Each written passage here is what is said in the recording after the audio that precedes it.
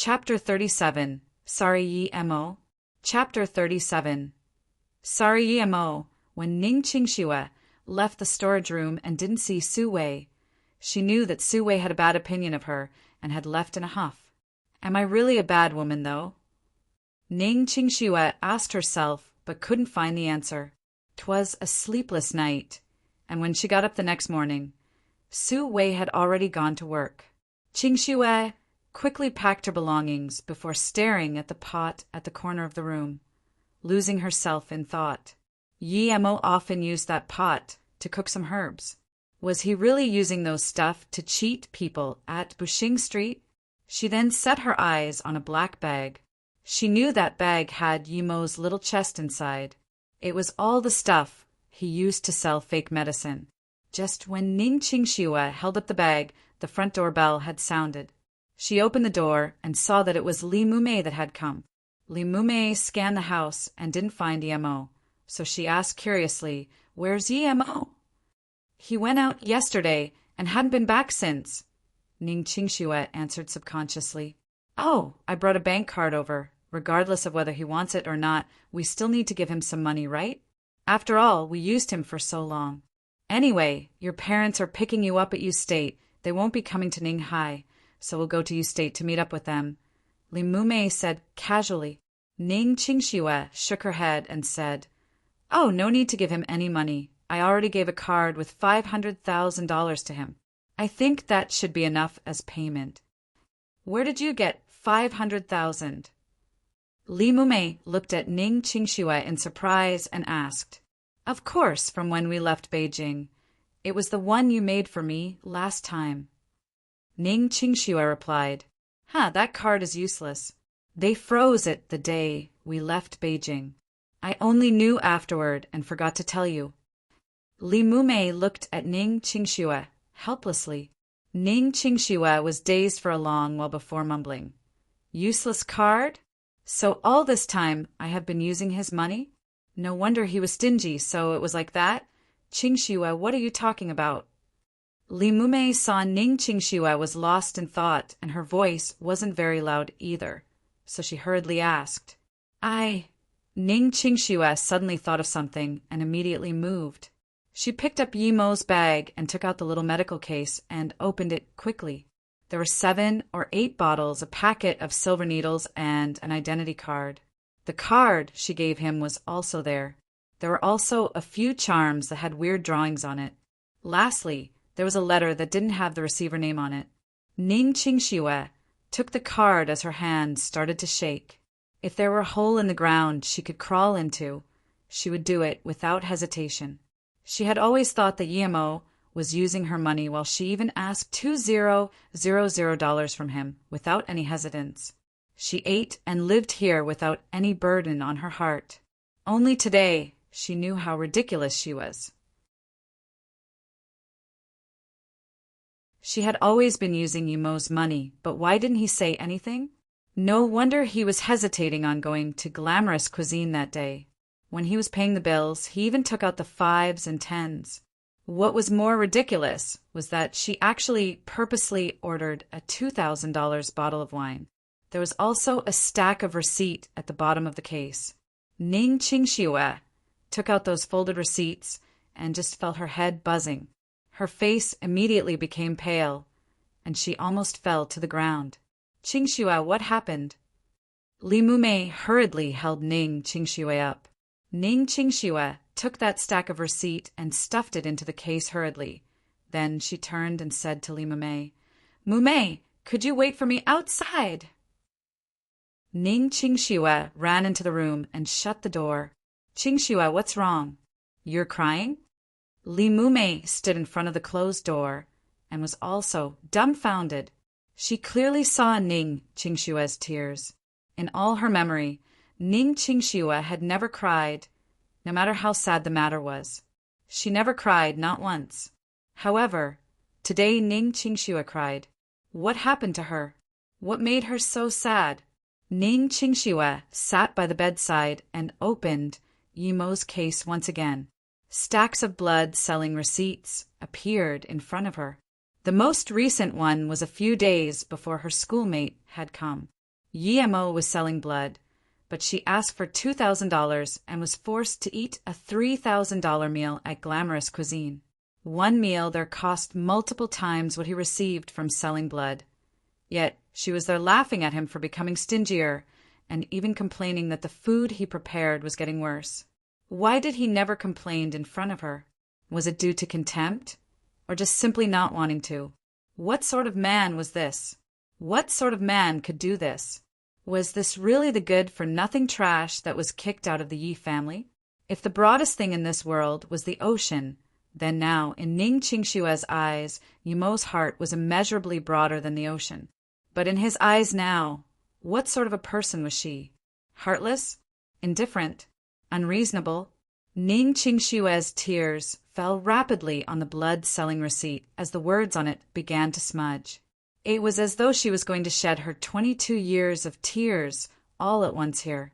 However, she couldn't stop the regret, remorse, and sadness from charging and flowing out of her heart. Come and have a look at a recipe passed down from the ancestor. It can cure all sorts of diseases, headaches, fever, external and internal injuries, short-sightedness. They're only things you can't think of, but nothing I can't cure.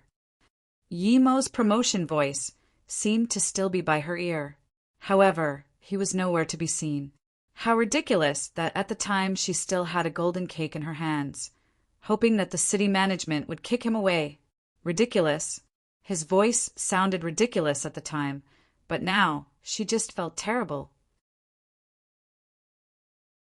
Perhaps the golden cake in her hands at the time was bought by the money Yemo got from selling blood. However, she held the cake while hiding in the corner, laughing at his shamelessness and ignorance. Ignorant?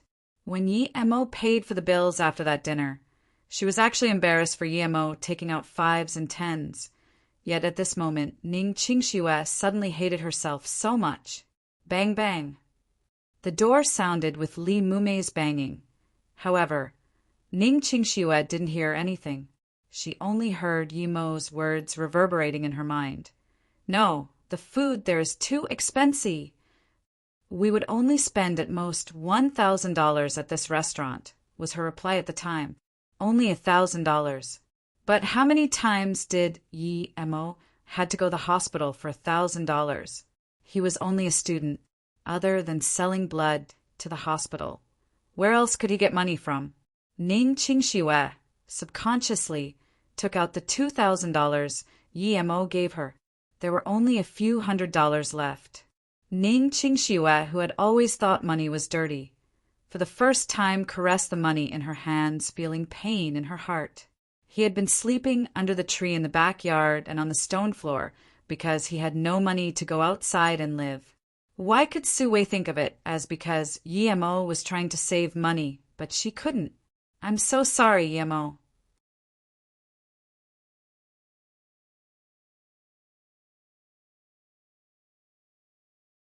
Chapter 38. The Woman Who Got Off Midway. Chapter 38. The woman who got off midway, Ning Qingxue, rubbed her swollen red eyes and picked up that anonymous letter. She knew this letter wasn't for her. She wanted to open it, but at the last moment held up that urge. She carefully packed up Yemo's things and put them in a case before opening the door. Qingxue, what happened to you? Li Mumei saw Ning Qingxue with swollen eyes and immediately knew in her heart that she was right. Ning Qingxue really was crying, and she seemed sorrowful as well. What's inside that case? Li Mumei looked with curiosity at the case Ning Qingxue was hugging.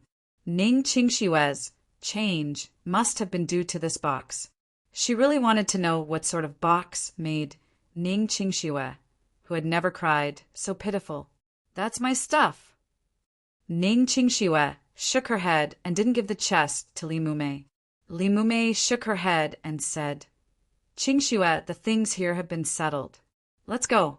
Today we'll go and do the proceedings for the divorce. Then we'll go straight to Yu State. I don't think your father and his big brother had a very nice negotiation. We don't need to go Beijing anymore. Ning family medical materials may be split in half now. Mumei, I want to wait another 2 days. Perhaps Yemo might come back. And I don't want a divorce right now. Ning Qingxue shook her head and refused Li Mumei's suggestion. Why? Li Mumei looked at Ning Qingxue in surprise. She really couldn't understand how before. Ning Qingxue couldn't wait for her to take her away, but now she suddenly changed and even wanted to live here for an extra 2 days. What was this? What was so good about this place? Ning Qingxue shook her head and didn't answer. She was wondering when Yi Mo was going to come back. The original Yi Mo in her heart didn't seem to be the real Yi Mo at all. However, when did she ever try to get to know him? Whether it was before or after they got married, she didn't care about this person at all. Even the first time they met was a means to her own selfish ends. Li Mumei didn't question Ning Qingxue further, as she knew that it was useless to ask something Ning Qingxue didn't want to say. When Su Wei came back at night, for the first time Ning Qingxue asked about Yi Mo. Although Su Wei didn't really like Ning Qingxue, she still told her about what happened ever since Yi Mo came here. Ning Qingxue didn't think Yi Mo's life was so simple. He just went out and came back each day. Perhaps Su Wei didn't even know he was a student. Yi Mo left Chi Nong Cliff at night. Although he wasn't scared of the Song family, his powers were still too weak. If the Song family managed to find out that he killed Song Shaowen and set traps for him, he wouldn't be able to find a stable place to grow his silver heartgrass, much less cultivate. Furthermore, it was only a matter of time before the Song family would find out that Song Shaowen's death was related to him. So he was forced not to be found by the Song family, at least within 3 years. Yi Mo used his cloud shadow steps to travel, and his speed wasn't lower than an ordinary car. At around 6 a.m., he had already arrived at the Fengtang town. This was Fengkou City's medium-sized town. Yi Mo found a little hotel and wanted to go in to wash when he realized that he didn't even have his identity papers with him. However, small hotels didn't necessarily require them, and Yi Mo knew that without his identity papers, it was obviously not suitable to live in the city. To avoid suspicion, Yi Mo carried a backpack with only daily necessities inside. There was some food as well as a few $1,000s, which were all scavenged from Song Shaowen and his henchmen. Now he just wanted to go to the mountain districts of Guilin, find a stable place to settle down and cultivate near the border of the country. Standing outside the gas station at Fengtang town, Yi Mo was troubled. If he left using a car, there was a great chance that he would be exposed since he had no identity papers with him, and there were many traffic police patrol that would stop long-distance buses to check identities. It would be better to go by train, yet there wasn't a single train station at Fengtang town. "Friend, are you going anywhere? Do you need a ride?" A 30 or so year old man walked over and asked. Yi Mo had carried his backpack and stood out at the gas station for a long time. He was probably noticed by people, and they immediately came over to see if they could start a business.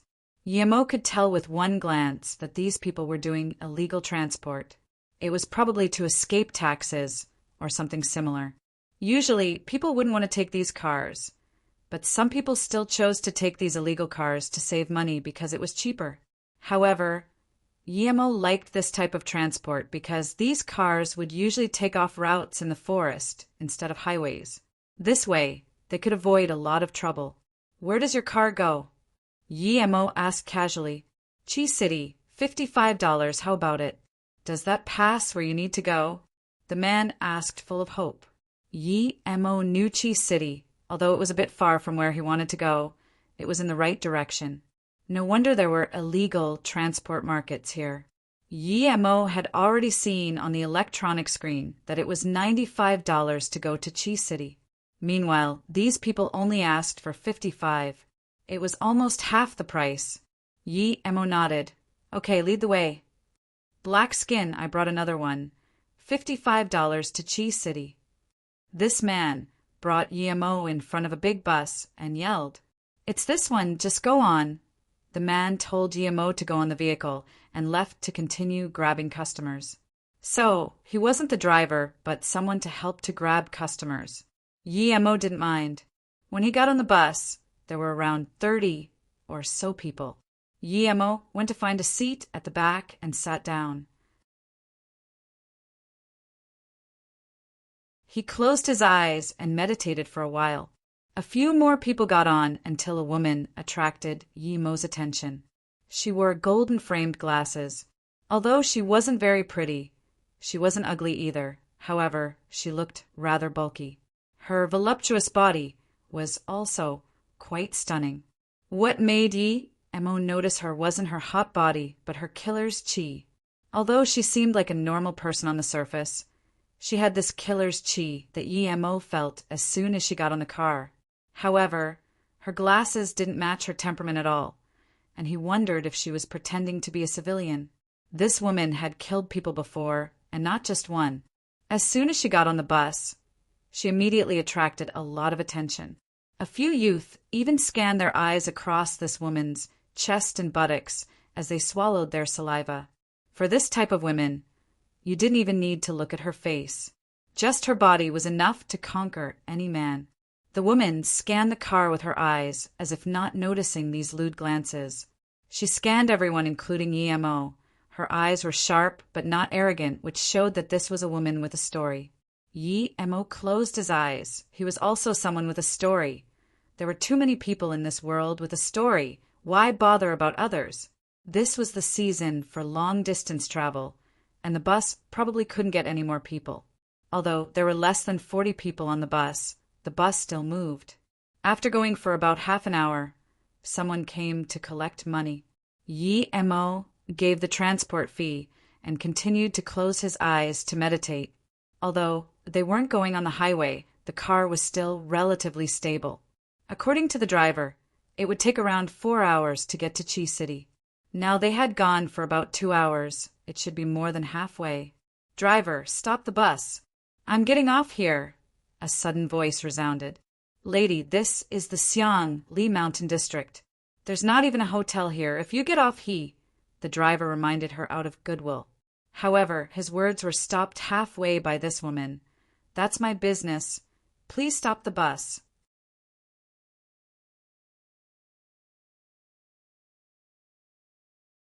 One of them glared at Yi Mo and said, "Punk, if you want to live a few extra days, hurry up and piss off. There's no business for you here." Yi Mo had stumbled upon a case of robbery, which made him want to laugh. Although these two men looked tough, Yi Mo was sure they weren't a match for the woman. This woman stared coldly at the two men who approached her, but didn't say a word. "Little girl, take out your money. Don't try to tell me you don't have any. I saw it when you picked up the phone. There should be more than 10,000. We were planning on robbing the bus. But since you have that much money on you, we might as well just rob you." The man who told Yi Mo to piss off turned to stare strangely at this woman. Yi Mo smiled. He didn't even want to bother himself with these sort of things, since both parties weren't good people. "Wait!" Just when Yi Mo was about to leave, the woman suddenly called. "What?" Yi Mo turned his head and asked plainly, seeing that Yi Mo wasn't worried at all. This woman scanned Yi Mo again with a look of surprise. However, she really couldn't notice anything abnormal about Yi Mo. This person was so normal and average, even his Vans shoes were as ordinary as it could be, which made her believe that Yi Mo really had a mental problem. "Help me out with something, and later." This ferocious yet Busta woman suddenly smiled and took off her glasses. Her face suddenly became lively with a smile.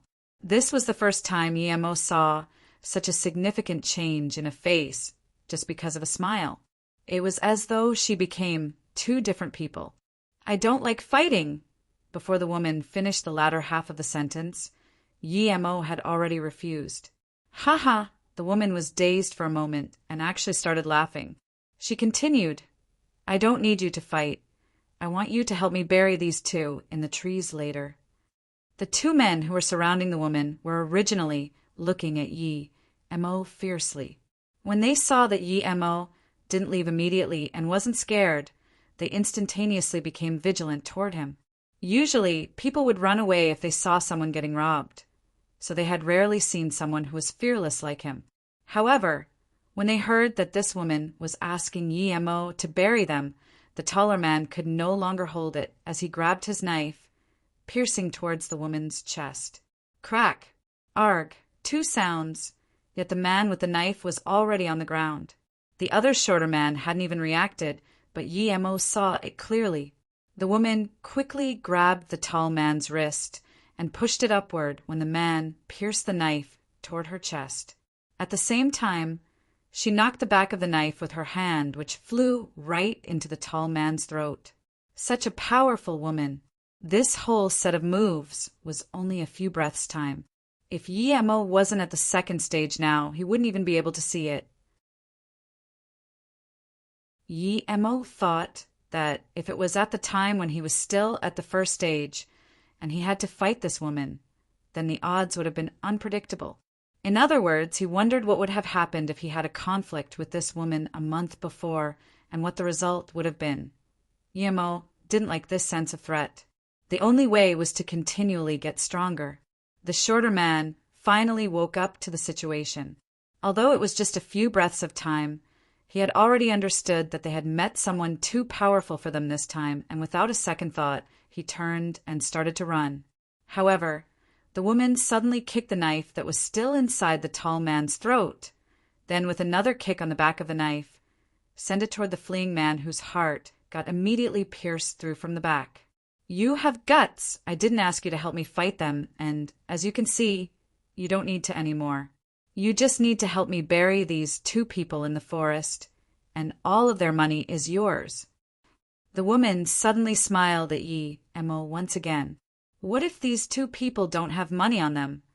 Yi-Mo asked plainly. The woman was stunned for a moment. She didn't think that Yi-Mo was still considering this problem right now. A normal person would have done what she asked ages ago. They wouldn't dare to argue. If there isn't money, then this is yours. The woman reached into her bag and pulled out a stack of notes, keeping only around half of it, and gave the rest to Yi-Mo. Yi-Mo casually took the notes. He saw that it was probably around $10,000 at the start, but the woman kept some, so there was only around $4,000 or $5,000 left, which was still really generous of her. Yi-Mo, who needed money at this moment, smiled and said, "Fine, it's a deal." After saying that, he just dragged the two men laying on the ground into the forest. Watching Yi-Mo going so casually into the forest, as well as the ease with which he pulled the body, there was a sliver of approval in the woman's eyes as she muttered to herself, "He has good strength and courage. It's just that he doesn't look manly enough." Chapter 40. Making money seems to be really easy. Chapter 40. Making money seems to be really easy. When Yi-Mo was dragging the two bodies into the forest, he searched them but didn't find anything good. Only around $1,000 cash on the bodies. As for their card, Yi-Mo didn't want it all. However, that knife seemed passable and looked very sharp, so Yi-Mo took it as a trophy. With a few fireball techniques, he burned these two into a black ball of crisp, but couldn't burn them completely into nothingness. Yi-Mo sighed. His fireball technique was too low caliber. If he were at the third stage, one fireball would have been enough to make them completely disappear. With a casual movement of his palm, he made a big pit and kicked the two bodies inside. Then he used another palm to push some dirt in. He had never buried the people that he had killed. However, this time he received a few $1,000s to do it, so he might as well act like a hired labor. After Yi-Mo had taken care of these two robbers, he didn't go back and instead went straight to the mountains. "You, wait up!" The woman waited a while at the road, but since she still didn't see Yi-Mo come back, she immediately ran into the forest and found that Yi-Mo actually went farther in. She was barely able to see his back, and if she had been a little slower, Yi-Mo would have probably been nowhere to be seen already. Yi-Mo heard the woman's yell and stopped. Seeing him stop, the woman was really shocked. In her eyes, Yi-Mo left because he was scared of her. Therefore, when he heard her voice, he should have run as fast as possible. However, he actually stopped. She wanted to believe Yi-Mo stopped because he was scared of her, but she knew that Yi-Mo wasn't. He didn't seem scared in the slightest. "You're not afraid of me?" The woman walked up to Yi-Mo and asked. Yi-Mo pulled the bag on the shoulders and smiled plainly. Are you going to kill me? No, you didn't offend me. I don't like killing people. The woman, subconsciously, shook her head. Oh, since you won't kill me, why should I be scared? Yi Mo asked as if things seemed weird for him. The woman looked at Yi Mo again. He was an ordinary youth that was decent-looking and looked clean and white. He wore tidy clothes and even looked like a student. He was probably only a little over 20 and didn't give her any signal of danger. She had escaped from death countless times, which left her with an unerring, natural instinct about people's strengths close to her own. And obviously Yi Mo wasn't. You are very bold, but if you're not scared of me, why are you running into the mountain? This mountain is your home? Can I go inside? This woman fumbled for words. Although Yi Mo's words were a bit aggressive, she didn't get angry. Instead, she smiled. Okay, you're right. Let's get to know each other. I'm Wendong. Wen for hearing, Dong for winter. Yi Mo. Yi Mo simply said his name. He didn't know what this woman he didn't know wanted with him. Do you know why I called to you and wanted to get to know you? Wendong asked. However, she didn't wait for Yi Mo to answer and just said herself, It's because I approve of you. You also saw just then, I'm not an ordinary person. If you want, I can introduce a master to you. Yi Mo waved his hand and said, No need to introduce a master. If you don't have anything else, I'm going. Don't be in such a hurry. Looks like you don't know how strong the most powerful people in this world can get. In that case, we'll talk about finding a master for you later. I have a business to do right now. Are you interested in going with me? Of course, the remuneration is much more than burying 2 trashes. The woman didn't mind Yi Mo rejecting her goodwill and continued to talk slowly. Remuneration? Yi Mo thought that helping this woman to take care of 2 trashes earned him a few $1,000s, and since he needed money right now, if this woman could give him even more, then it wouldn't matter too much if he helped her out a bit more. Besides, he was already at the 2nd stage of chi gathering now, so he wasn't scared that this woman would try something to him.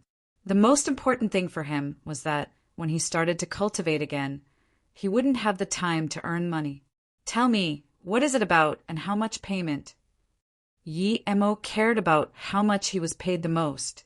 With enough money, he wouldn't have to worry about a lot of money-related things. Wendong didn't answer directly and instead said, If you walk north from here in approximately 10 kilometers, there's a road that goes straight to a tourist spot in the Xiangshan Valley. In a small hotel at the tourist spot, I have 2 cases there. Then you just need to help me carry them and come with me to fulfill the business deal. Relax. With me here, you'll be very safe. At that time, you just need to give the cases and don't need to say anything. As for payment, I'll give you $50,000. How about it? $50K for just carrying a case? This money was too easy to earn. Yi Mo wanted to go since he only earned a little more than $10,000 after arduously selling charms and treating diseases under those special opportunities. As for Wendong tricking him, he wasn't afraid of it at all, as he didn't believe that there was someone capable of killing him, and, even if they were stronger than him, no one could stop him if he wanted to go. Fine, I'll do it, but we can't go too far. I still need to go somewhere else. Yi Mo nodded and agreed without a second thought. Wendong nodded. Seeing Yi Mo's confidence, she said, Not bad. You're a quick decision-maker.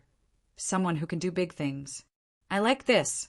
The place I am going for the deal is only a few hours by road. Perhaps, after the deal is done, there wouldn't be anything that would bother you for a minute. Seeing that Yi Mo didn't talk anymore, Wendong also didn't talk and started to lead the way. Although it was the mountain ranges here, Wendong was strangely light-stepped and didn't seem to struggle at all. She was afraid that Yi Mo couldn't keep up and intentionally traveled slowly. However, she discovered that Yi Mo's stamina was really good, and he didn't have any signs of having trouble to keep up with her, which surprised her. If it wasn't that Yi Mo didn't look like someone who practiced martial arts and for his elegant long white hands, Wendong would probably have suspected Yi Mo to be in the same field as her. Wendong's predictions were correct. After they had walked in the mountain for only around an hour or so, they saw another mountain road in front of them. This road was obviously more popular than the road where they got off. At least they could see a car coming every so often. Wendong and Yemo didn't wait long before stopping a bus heading towards Xiangshan Valley. Xiangshan Valley was China's famous tourist spot. Its fame was equal with the 5U Mountains. However, due to tourists going missing each year and the high rate of accidents on the mountain roads, its popularity was far lesser than the 5 Great U Mountains and some other famous mountains. As soon as Yemo arrived at the Xiangshan Valley, he immediately felt that the spirit qi here was much greater than in Ninghai. If this place weren't too close to Ninghai, he even would have wanted to stay here and cultivate. The bus stopped at a parking place, halfway up the mountain. Wendong told him to wait here while she got the stuff, and Yemo didn't wait long before Wendong drove a car over. "I have the thing, get in the car, let's go." Wendong stopped the car in front of Yemo and said casually, although Yemo's spirit sense could only reach out to 5 or 6 meters. It was enough to check this car. He scanned with his spirit sense and didn't find anything wrong with it, except for 2 extra cases on the back seat. Yemo opened the door and sat in the back seat while his spirit sense scanned the box. One of them had an assault rifle. Yemo didn't have a good understanding of guns and didn't know what model gun this was, but it looked a bit like the AK series. The other box had a stack of information and a very strange model. Wendong was very happy with Yemo sitting at the back without question. However, she was also wondering if Yemo's attitude was because he was usually this bold or if he had simply not seen enough of the world. If it was that he hadn't experienced enough, then what would happen if he made some embarrassing moves? Thinking about this, Wendong said, "Yemo, later when we go in, if there are people staring at us on the side, you don't need to worry. You just need to listen to my instructions and give them the case." "I know." Yemo thought that they were probably exchanging the box with that model and a stack of information. Since Wendong was so calm, it meant that there was no danger. Besides, even if there were, Yemo wouldn't be scared, and after this deal he could cultivate feeling relieved.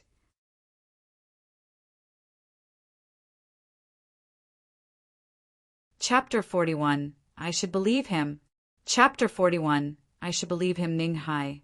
2 days passed really quickly. Although Ning Qingxue stood at the front door every day, gazing her eyes out, not even a shadow came, much less Yemo. 2 days later, Ning Qingxue finally understood that Yemo was gone and left without a sound. He didn't even tell her or take his own things away. If it wasn't an urgent issue, then she really wasn't anything in his eyes. Perhaps in Yemo's eyes, she was just a disrespectful, heartless, and self-centered person. "Qingxue, 2 days' time is up. Your parents have already told me that they were coming, but I told them that we will be meeting them at U State." Li Mumei looked at the soulless Ning Qingxue and reminded once again, Ning Qingxue's behavior these 2 days were very abnormal, as though she had lost her soul. She seemed to really care if Yemo came back or not. Even though Li Mumei didn't know what happened exactly, she knew there was something going on between Ning Qingxue and Yemo that she didn't know. But if someone were to say Ning Qingxue was attracted to Yemo, she would never believe it. "Has it been 2 days already?" Ning Qingxue answered subconsciously as her mind wandered in thought. Half a moment later, Ning Qingxue said once again, "Mumei, I want to buy this place." "Yes, buy this place no matter how much it costs." "Qingxue, what's wrong with you?" Li Mumei felt that Ning Qingxue's actions were too casual. Even if the owner sold this place, who would live here? "Mumei, buy this place, and tell the owner not to move the flower pots." Ning Qingxue had made up her mind. "Why, Qingxue, even if you want to buy this place, you must have a good reason. Besides, your parents would want to know too," Li Mumei asked in confusion. "No reason, Mumei. I just feel that I have lost something here. Perhaps I have a chance to find it if I buy this place. Yet if I don't, I might never have the chance to find it in my entire life. Mumei, I have made up my mind. If my dad doesn't agree, I will talk to him myself. Ning Qingshue's voice was very soft, as if coming from the border of heaven. Ah, look, that pretty lady who came for Yi Mo last time came again. Yi Mo's a really lucky guy. He actually knows beautiful women of this caliber, and yet doesn't come to class, making the girls unable to find him. Amazing! I've only seen him 2 or 3 times ever since school begun. Oomph. There were discussions everywhere inside the classroom, and that last oomph was made by Yan Yan, who felt annoyed by this beautiful girl who was countless times prettier than her. Furthermore, she had even embarrassed herself last time. Su Jingwen had been to Ninghai University many times, but just couldn't find Yi Mo. She was aware that Li Mumei knew where Yi Mo lived, but she didn't want for the fact that she was looking for Yi Mo to be known. As for her mindset, Su Jingwen understood it. She was looking for Yi Mo because she felt very comfortable and had a joyful mood every time she was with him. Moreover, she didn't feel any pressure in his presence at all. Ever since Yi Mo danced with her that night on her birthday, Su Jingwen had never been able to find him. Today was already the 3rd time Su Jingwen came looking for him. So this time, she decided to ask his classmates if she didn't find him. Just when Su Jingwen made up her mind, she saw a cold-looking young, yet mature woman coming in, and Su Jingwen immediately recognized who this woman was. She was the teacher she saw last time when she left with Yi Mo immediately. She walked up excitedly and asked, "Teacher, hello. Do you know where Yi Mo had been these few days?" "Yi Mo? I don't know someone so shameless." The woman turned and left after having said that sentence. This woman was, of course, Yunbing, and right now, the person she hated the most was Yi Mo. If Yi Mo appeared in front of her again, she wasn't even sure if she wouldn't immediately throw the books in her hand at him. Today, there was actually someone asking where Yi Mo went, and she recognized this pretty lady from last time. There was something she was absolutely sure about. Someone who was friends with Yi Mo definitely wouldn't be a good person. Su Jingwen stared at the teacher strutting off in shock and thought, did all the teachers in the university have such low moral standards? She said that she didn't know him, yet she also called him a shameless person. What would Yi Mo do to that woman for her to react like that? Even if other people didn't know Yi Mo's situation, how could she not know? He was the person kicked out of the Beijing Yi family and was naturally that. What else could it be for a woman to hate a man for? Yi Mo couldn't do that at all. What right did this woman have to hate Yi Mo? Immediately, Yunbing's image in Su Jingwen's heart fell by a mile. "Sister Jingwen, why are you here?" Su Mei's voice sounded.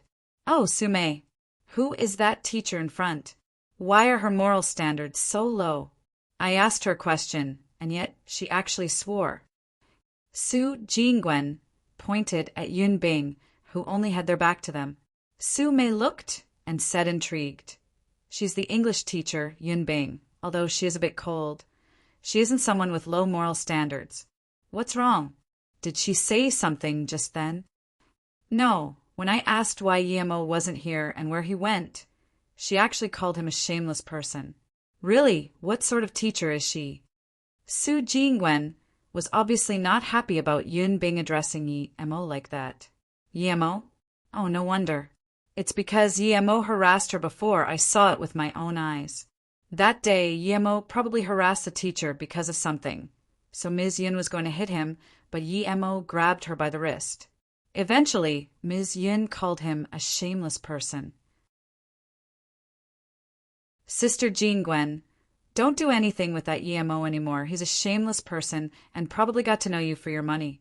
Su Mei didn't have any good impressions of Yi Mo and fabricated more negative things about Yi Mo, making him seem completely worthless.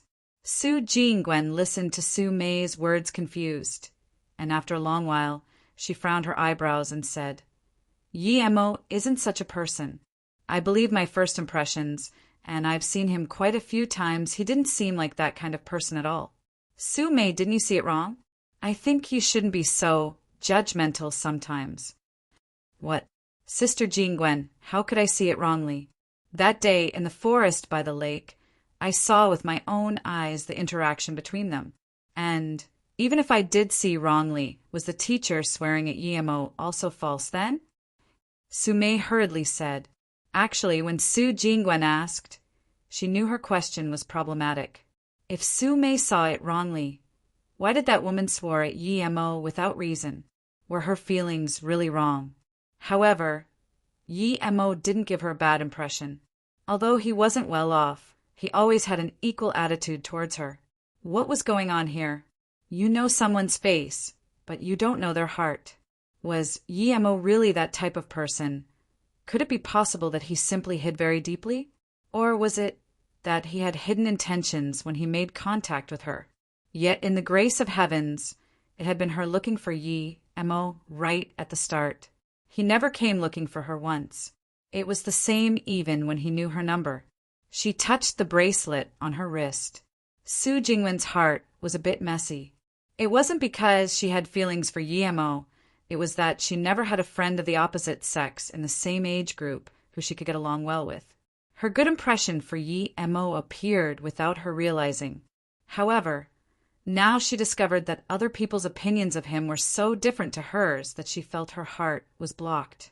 Besides, she saw some things with her own eyes. No, she thought, I need to go where he lives and see for myself. Limume knows, so I'll go ask her first.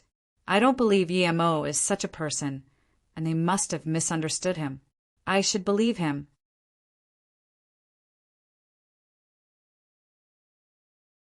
Chapter 42. 3 Beads. Chapter 42.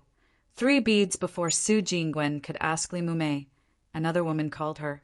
This woman was none other than Ning Qingxue, who married Yemo. Of course, Su Jingwen knew why Ning Qingxue was married to Yemo. However, her woman's intuition told her that Ning Qingxue didn't feel that great toward her. So why would Ning Qingxue be the first to call her? When Su Jingwen arrived at a cafeteria, Ning Qingxue was already there and had been for a long time. As she saw Su Jingwen coming in, Ning Qingxue hurriedly stood up. Qingxue, you were looking for me. Su Jingwen saw Ning Qingxue and asked, Yes, Jingwen. Please sit. Do you want to drink anything?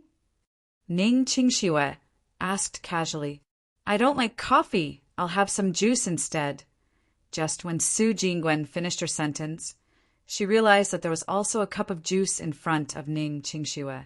The two were drinking juice in a cafeteria. This really was quite ridiculous. Qingxue, are you guys living all right? Su Jingwen originally wanted to ask how Yemo was doing, but when the words got to her mouth, it became you guys. Oh, good. Ning Qingxue drank a sip of juice and didn't know how to reply. After a while, she calmed down and said, Jingwen, there's actually something that I want you to help me with. It's just that, after a long while, Ning Qingxue still hadn't been able to articulate her intentions. It was as though it was embarrassing to say, Qingxue, if there's something, just be straightforward. Mume is my good friend. Well, she is your cousin, and although we weren't familiar before, I think we'll be familiar later on. Su Jingwen's meaning was clear. We aren't strangers anymore. What can't you say? Okay, I'll be straightforward then. Could you tell me some things about Yemo? And Ning Qingxue said half her sentence, but wasn't able to say the other half. Su Jingwen suddenly smiled sweetly and said, Oh, so this was actually something like that. I got to know Yemo in a very accidental way. He was taken to the police station, and I went there to get him out. The reason I did it was because, from a distance, he looked like someone familiar. Yet, when I saw him in person, I realized that he wasn't the one I was looking for. Afterward, we ate together, and later, I invited him to my birthday dinner. Su Jingwen didn't say that she had thought that Yemo was that master who sold her the charms. After all, Ning Qingxue and Limume appeared not to be superstitious. Why would she bother saying that? Ning Qingxue didn't think that Yemo actually went to the police station. She didn't know for what reason, but she didn't ask and continued. Jingwen, last time when Yemo went to your birthday party, he gave you a bracelet. If you didn't like it, I thought that maybe Ning Qingxue was too embarrassed to say that she wanted Su Jingwen to give her the bracelet. After all, Yemo gave this to Su Jingwen, and if she hadn't heard from Li Mumei that Yemo had only seen Su Jingwen a few times, she would ask Su Jingwen for it no matter how much she wanted it. And now, Su Jingwen also admitted that she and Yemo weren't really close. Thus, Ning Qingxue tried to ask, but when the words reached her mouth, she still couldn't say it. Although Ning Qingxue didn't say it out loud, Su Jingwen understood what she meant. Ning Qingxue probably wanted her bracelet. Su Jingwen began to wonder, does she really have feelings for Yemo? No, even if there were feelings, if Yemo could give this to me, then of course he could make one for Ning Qingxue. So why does she still want this bracelet? She honestly thought that Yemo's bracelet was really crude-looking, yet the reason she liked it was because she felt that the friendship she had with Yemo was pure. Yemo was a friend that made her feel very peaceful, and although they hadn't seen each other much, it never had anything else involved. However, earlier when she heard Su Mei and saw Yunbing's attitude towards Yemo, she started to feel confused.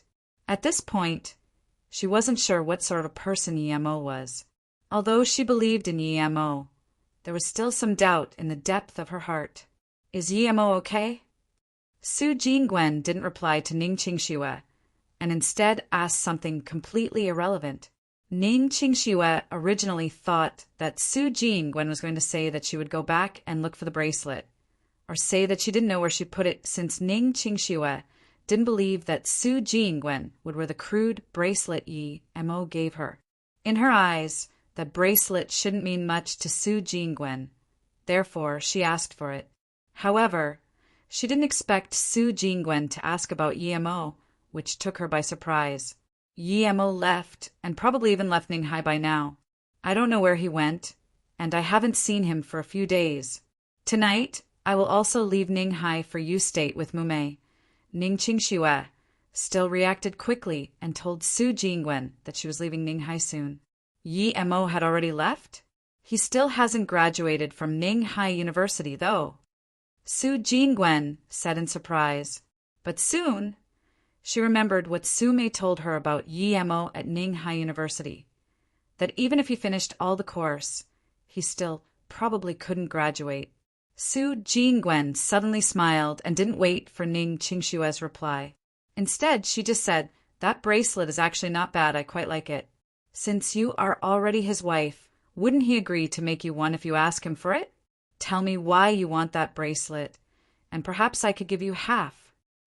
Ning Qingxue immediately realized that Su Jingwen was intentionally doing this, but she still replied, "You know that I married Yemo as a cover-up, it's just that now I don't need it anymore.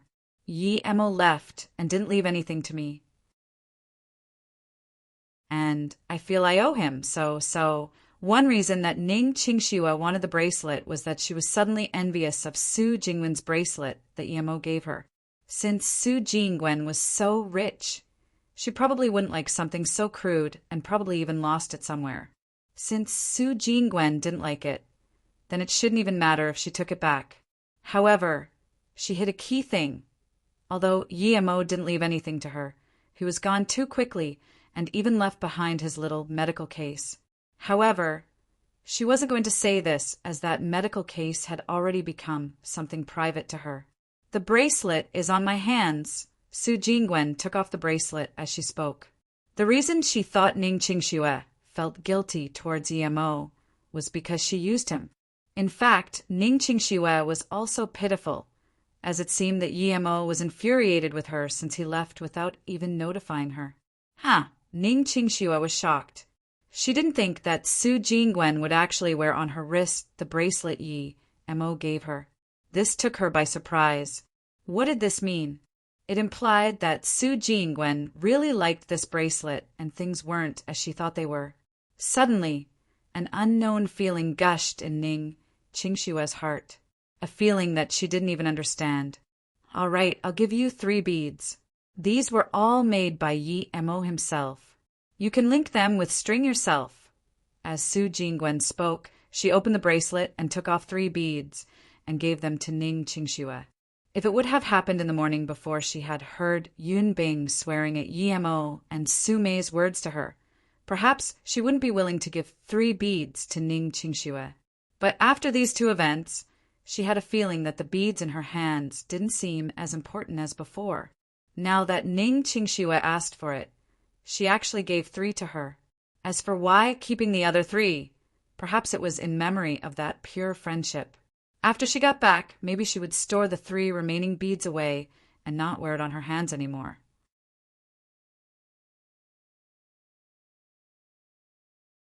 Chapter 43. This money isn't easy to earn. Chapter 43.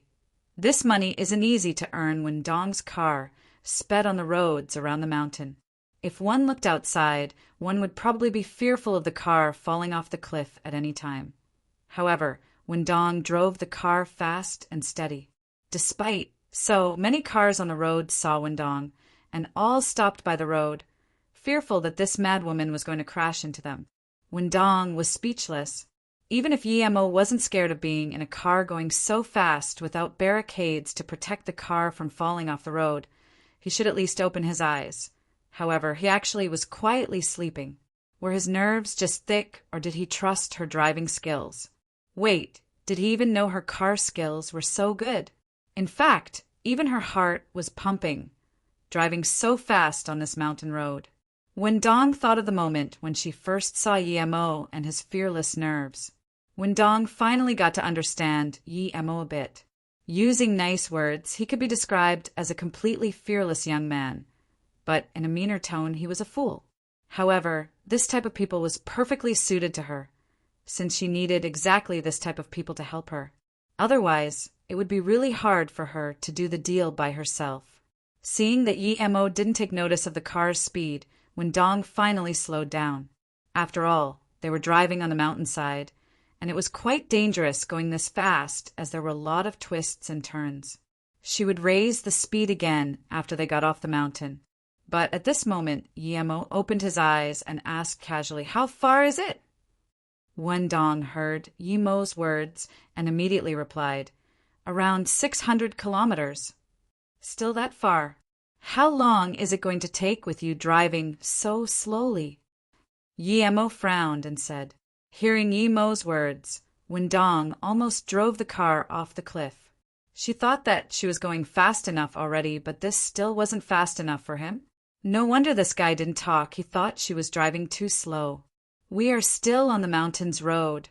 We'll drive faster once we reach the highway," Dong replied helplessly. Luckily, Yi Mo didn't continue to talk about her driving speed and closed his eyes to meditate. If Yi Mo's tone just then really sounded unhappy, she would have thought he was messing with her. After the car got on the highway, Dong finally raised the speed. Yi Mo felt that the car was a bit floaty, so he looked at the car's speed meter and saw that it had just reached 200 kilometers per hour. At this speed, it only took them less than 2 hours to reach Yindu. However, the car didn't enter the city and instead parked outside a mansion in the rural district. Yi Mo scanned this mansion. It looked very grandiloquent, with a cluster of bamboo outside the mansion as well as a huge artificial lake.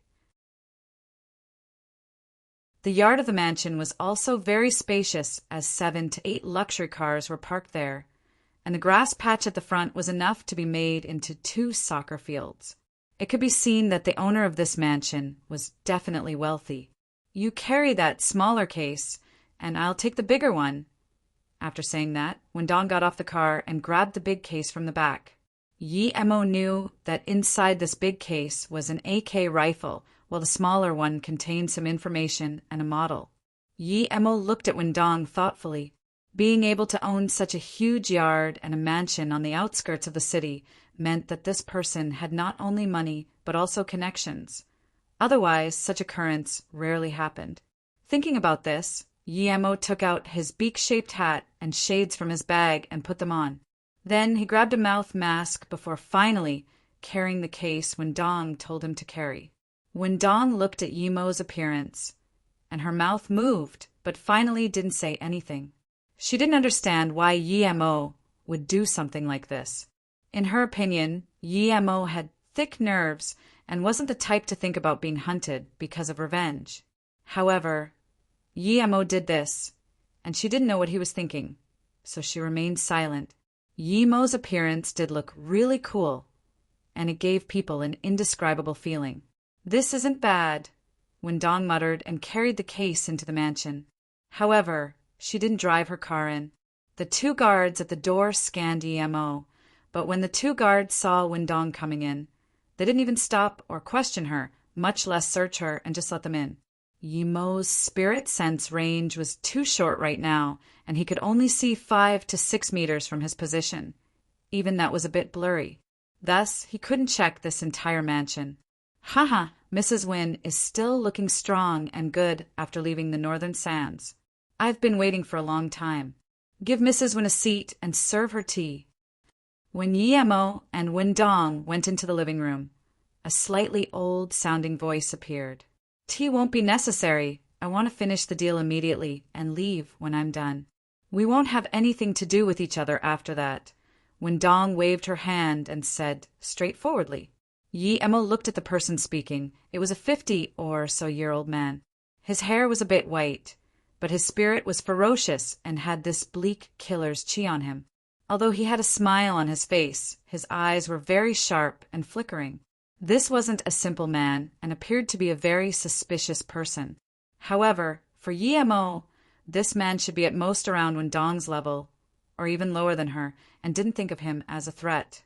No matter how suspicious he was, it was ethereal and insignificant, like clouds in front of absolute power. There were two men on either side of this person. Unexpectedly, there weren't the people guarding the door that Wendong and Yi Mo came from. Yi Mo saw this guy's bleak appearance and knew he wasn't someone easy to talk to. There weren't people at the door, and this didn't match the man's temperament. Yi Mo scanned with his spirit sense out and immediately found another 4 people. There were 2 at the door, with 1 squatting on each side, and all had guns in their hands. It was just that the 2 people cleverly used the ping phone, 1 to cover it. The 2 people at the door hid outside after he and Wendong came in. It was not surprising that Wendong didn't notice the people behind the ping phone because it had a lot of holes in the middle which made it see-through. And on top of that, it was hollow at the bottom, so it didn't look conspicuous. The only reason Yi Mo could see them was because he could scan it using his spirit sense. Although this ping phone looked something like a painting and was hollow in the middle, the side near the interior of the mansion was 3-dimensional. However, because of their careful placement, the people who walked in from the door would only notice an ordinary ping phone. If Yi Mo didn't have spirit sense, he wouldn't be able to see it either. However, even if Yi Mo didn't know that the interior side was hollow, he could still see some problems. Wendong probably didn't see it because the side of the ping phone near the door was nailed into the ground. Who would nail a ping phone to the ground in the living room? This obviously wasn't normal. The part of the ping phone that was empty had a person squatting inside it. This person's clothes were all the same color as the ping phone and also had quite some holes in it. However, it was cleverly made so that the person who entered the door could only see a small half. Usually, someone who saw such an ordinary ping phone and could still see clearly the other side wouldn't pay much attention to it. It seemed that Wendong's deal wasn't going to be as simple as he had thought. It appeared that this $50,000 wouldn't be easy to earn. Notes 1/ping phone, a type of screen that is used for decoration in the Chinese culture. You can search the Chinese characters on Google Image if you want to see what it looks like.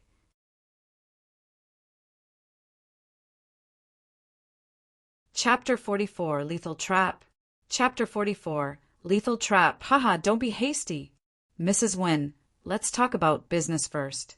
I don't think you would have a problem with that. The man talked slowly once again. All right. After Wendong said these 2 words, her face changed and said to Yi Mo, "Open the case and let him see." Yi Mo saw Wendong's face change and immediately knew that she had discovered the people hiding at the side.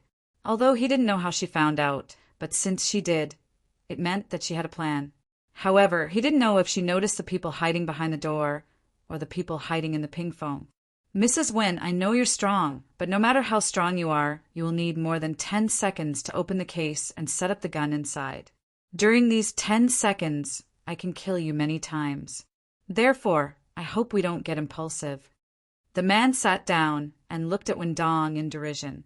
Yi Mo was also surprised. He didn't know where Wendong got her courage from to deal with this man. It was akin to a sheep going into a tiger's mouth. What does that mean? What's the meaning of you having people with guns standing behind the door? Do you want to break the rules? Wendong asked smoothly, as though she was saying something completely irrelevant to her. Clap, clap. The man clapped his hand and said, Mrs. Wynne, you truly are as strong as you were before. But now, the rules don't mean much. Come in. Hearing the man's voice, the two people at the door came in and held up their gun to Yi Mo and Wendong. However, Yi Mo didn't expect that the four people behind the man wouldn't raise their guns. Yi Mo now realized that Wendong only discovered the two people at the door and didn't see the two people hidden at the ping phones on each side. Yi Mo's spirit sense locked onto the fingers of the two men at the door. As soon as they would pull the trigger, he would try to dodge it. He wasn't too sure if he could dodge bullets now, and before the third stage, Yi Mo estimated it to be quite dangerous. Wendong acted as though she wasn't pointed at by a gun. Instead, she took out a timer from her pocket and said slowly, If you really want to break the rules, then I don't mind all of us leaving together. Indeed, I have a gun in this case, but there is also a timed bomb. Although it isn't very powerful, but it is potent enough to flatten your mansion and more. I think you won't doubt the power of the bomb in my hands. Haha, Mrs. Wynne, you really like to joke. Jiang Yan, give the thing over to Mrs. Wynne for inspection. And you guys, put back your guns. Don't you know that Mrs. Wynne is a guest? The man said, while making the men at the door put back their guns. He obviously knew what Wendong would do, since playing with bombs was as easy as playing with firecrackers to them. Wendong acted as though this thing didn't happen and just opened the case. When everyone had their eyes on the case, she had already set up the gun in a flurry of movements. Although it wasn't timed, Yi Mo was sure she didn't go over 10 seconds. Although it was just a few seconds, either out of concern for the bomb on her or because he didn't see the thing Wendong brought. The man's face changed a few times, but in the end he didn't instruct his men to open fire. However, Yi Mo knew that Wendong's case definitely didn't have a bomb because he scanned it with his spirit sense before. Wendong had already set up the rifle and pulled Yi Mo to the side. Yi Mo laughed bitterly to himself. Even though she avoided leaving their backs to the people at the door, this just left their backs to the people hiding in the ping pong. Of course, the man had a smile on the corner of his mouth and nodded to the man beside him with the case. The man opened the case and walked over to Wendong. Yi Mo had seen it clearly. It was a case full of US dollars, around 1 million. He cursed Wendong for being stingy. She got herself more than $1 million. Yet she just gave him tens of thousands for payment and still made him subject to gunpoint. However, Yi Mo also opened the case and pointed the case at the man. At the same time, he picked off some wooden splinters from the wooden chair by his side and split into 8 pieces. He shot one of them to the back as the wooden splinter passed through the hole in the ping pong accurately into the man hiding on the other side. The man's position didn't even change before he was killed. No one saw his movement. The wooden splinter was imbued with chi, and when it struck the man, it just pierced his forehead and blocked his sound cord. For those who wanted his life, Yi Mo was always merciless. After killing this man, Yi Mo intentionally walked towards the middle. Otherwise, he wouldn't be able to see them clearly with his spirit sense due to the range. Seeing Yi Mo walk towards the middle, even though Wendong didn't want to, she could only follow behind Yi Mo. The man with the US dollars walked up to Yi Mo's case and checked it, while Wendong also had the gun on one hand and took a few stacks of US dollars to make sure. After seeing the contents of the case, the man nodded. The boss smiled and said, "Okay, just like this." After a few words, he actually turned and walked away. Yi Mo's spirit sense immediately scanned that the other man inside the ping phone was going to pull the trigger, and at the same time, The rest of the 7 splinters in Yimo's hands had already flew out as he pulled Wendong aside a few meters. Yimo didn't understand why these guys weren't afraid of bombs, but it was possible that when Wendong opened the case, he used some instruments to see through it. This Wendong was careless. Just when this man said, "Okay," Wendong immediately noticed something was wrong and was going to raise her gun and shoot. But at this moment, she was pulled away by Yimo. Wendong, who didn't understand why Yimo pulled her away at this dangerous moment, immediately reacted after she heard a few clear gunshots. She didn't even think and raised her gun to retaliate. However, she realized that other than the boss, no one else could stand. What was this? Seeing that the 2 men at the door, as well as the 4 behind the boss, were all bleeding from their forehead, Wendong immediately understood what had happened. These people were killed by Yimo. Wendong's first thought was that Yimo definitely wasn't a normal person. He actually managed to make her dodge the gunshot while killing at least 7 people in such a short time. If Yimo didn't pull her aside, she was sure she could only kill 6 of them before she was shot. However, she definitely wouldn't have been able to dodge the bullet from the ping pong. God, who is he and how is he this strong? Wendong immediately found the blood stain on the ping pong in astonishment. Just then, the gunshot also sounded from there. Wendong immediately realized that there was someone inside, and this person was killed by Yimo, thinking that there was another ping pong on the other side. Wendong also looked over.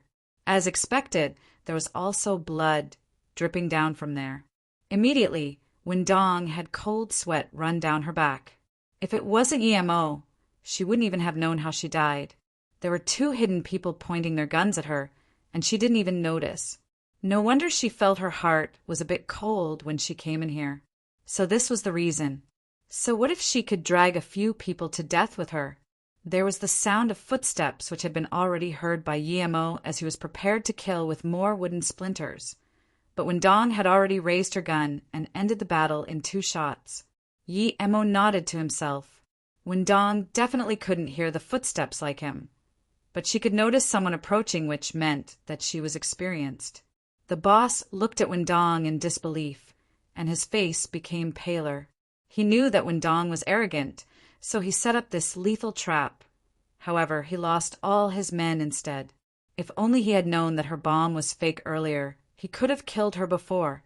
Gong Huishan, you wouldn't want to kill me for a mere million, would you? You want to keep the information to yourself? Wendong's face immediately became bad and raised her gun, forcing it towards the man.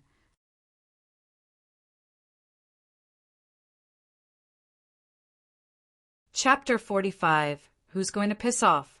Chapter 45. Who's going to piss off? Is there any use in trying to kill me? Don't you know that the whole world would immediately know about this, idiot? Wendong sneered at this man. "CA, calm down." "Wendong, I was not the one who wanted to kill you. It was—" However, he didn't even have the time to say who it was before she had already opened fire. "I don't need to know." Wendong's face returned to normal as she coldly killed the man with a single shot. Meanwhile, Yimo was wondering if Wendong would ask him where he came from. But even if she did, Yimo wouldn't tell her anything. He just came here for the $50,000 she promised. However, he wouldn't have thought that earning this little money would be so hard. If he hadn't been careful, he actually might have died here. After a while, although he didn't expect Wendong to ask anything anymore, instead, she simply said to Yimo, "Let's leave. The 2 I just killed were probably the door guard, so now there might not be anyone left.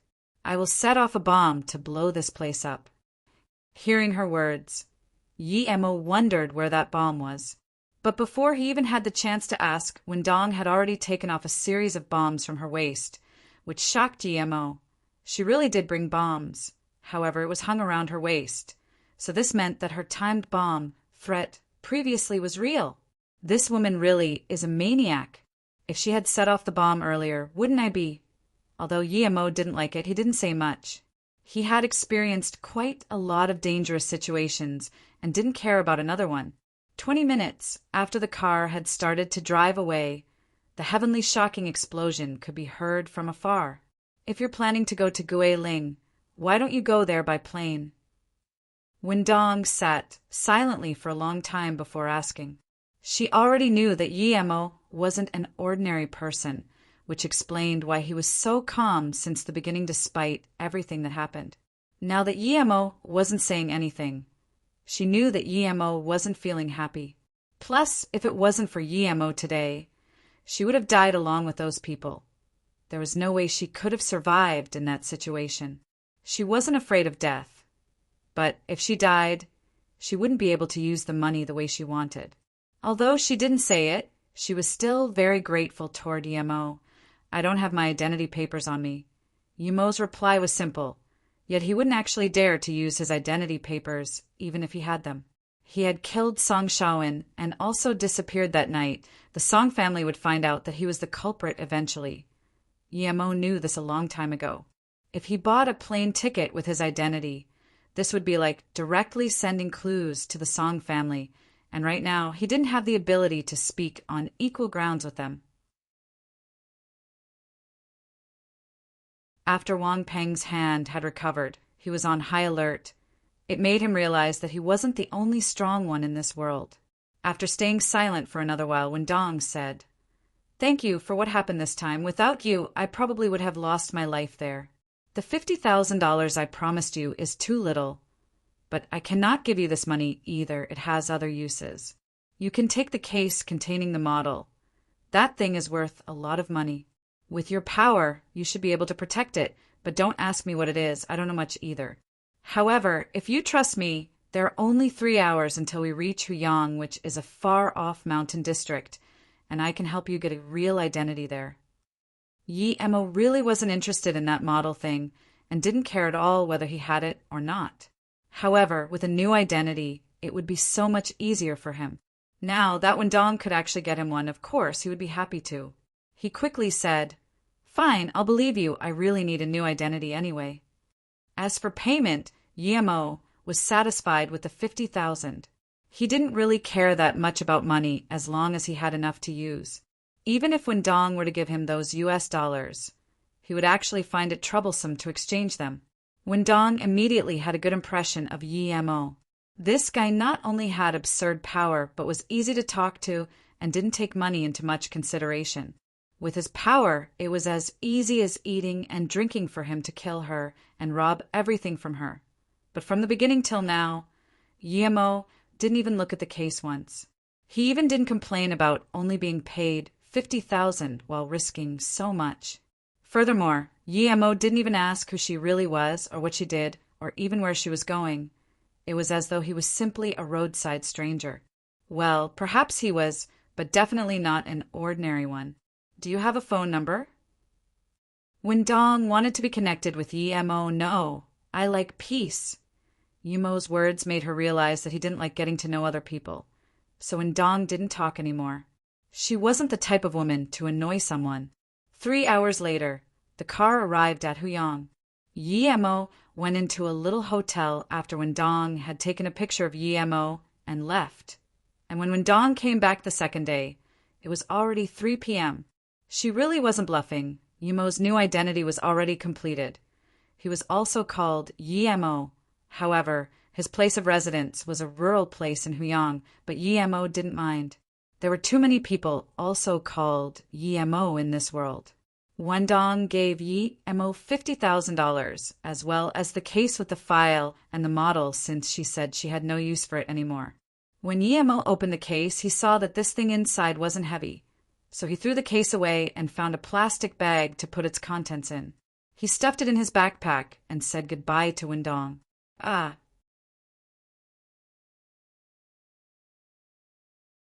That night, Yemo took the train to Huzhong Province's southernmost city, Xianshan.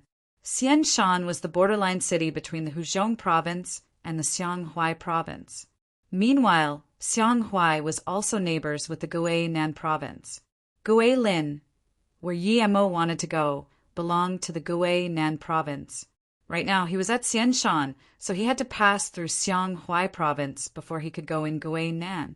Finally, he would have to go to Guinan Province's southernmost city, which was Guilin City. After arriving in Xianshan, Yemo wasn't in a hurry to travel anymore. After all, this was a few thousand kilometers from Ninghai. Even if the Song family already knew that he killed Song Shaowen, they wouldn't be able to find him here for quite some time. Besides, in Yemo's opinion, even if the Song family found their way to Ninghai from the roads the BMW traveled, they still needed some time to realize he had gone missing. After staying one night in Xianshan, Yemo went out to buy things the next day as he had decided to get a new set of clothing. In order to prevent him from being pointed at by a gun again, Yemo took the time to go to a shop and bought a packet of metal nails. The nails were minuscule, and each box had a few hundred of them. For others people, it might be absurd to use nails as projectiles. However, it was more than enough for Yemo. After buying the nails, Yemo casually walked around the market and realized that the clothes here were all expensive. It was all branded shops.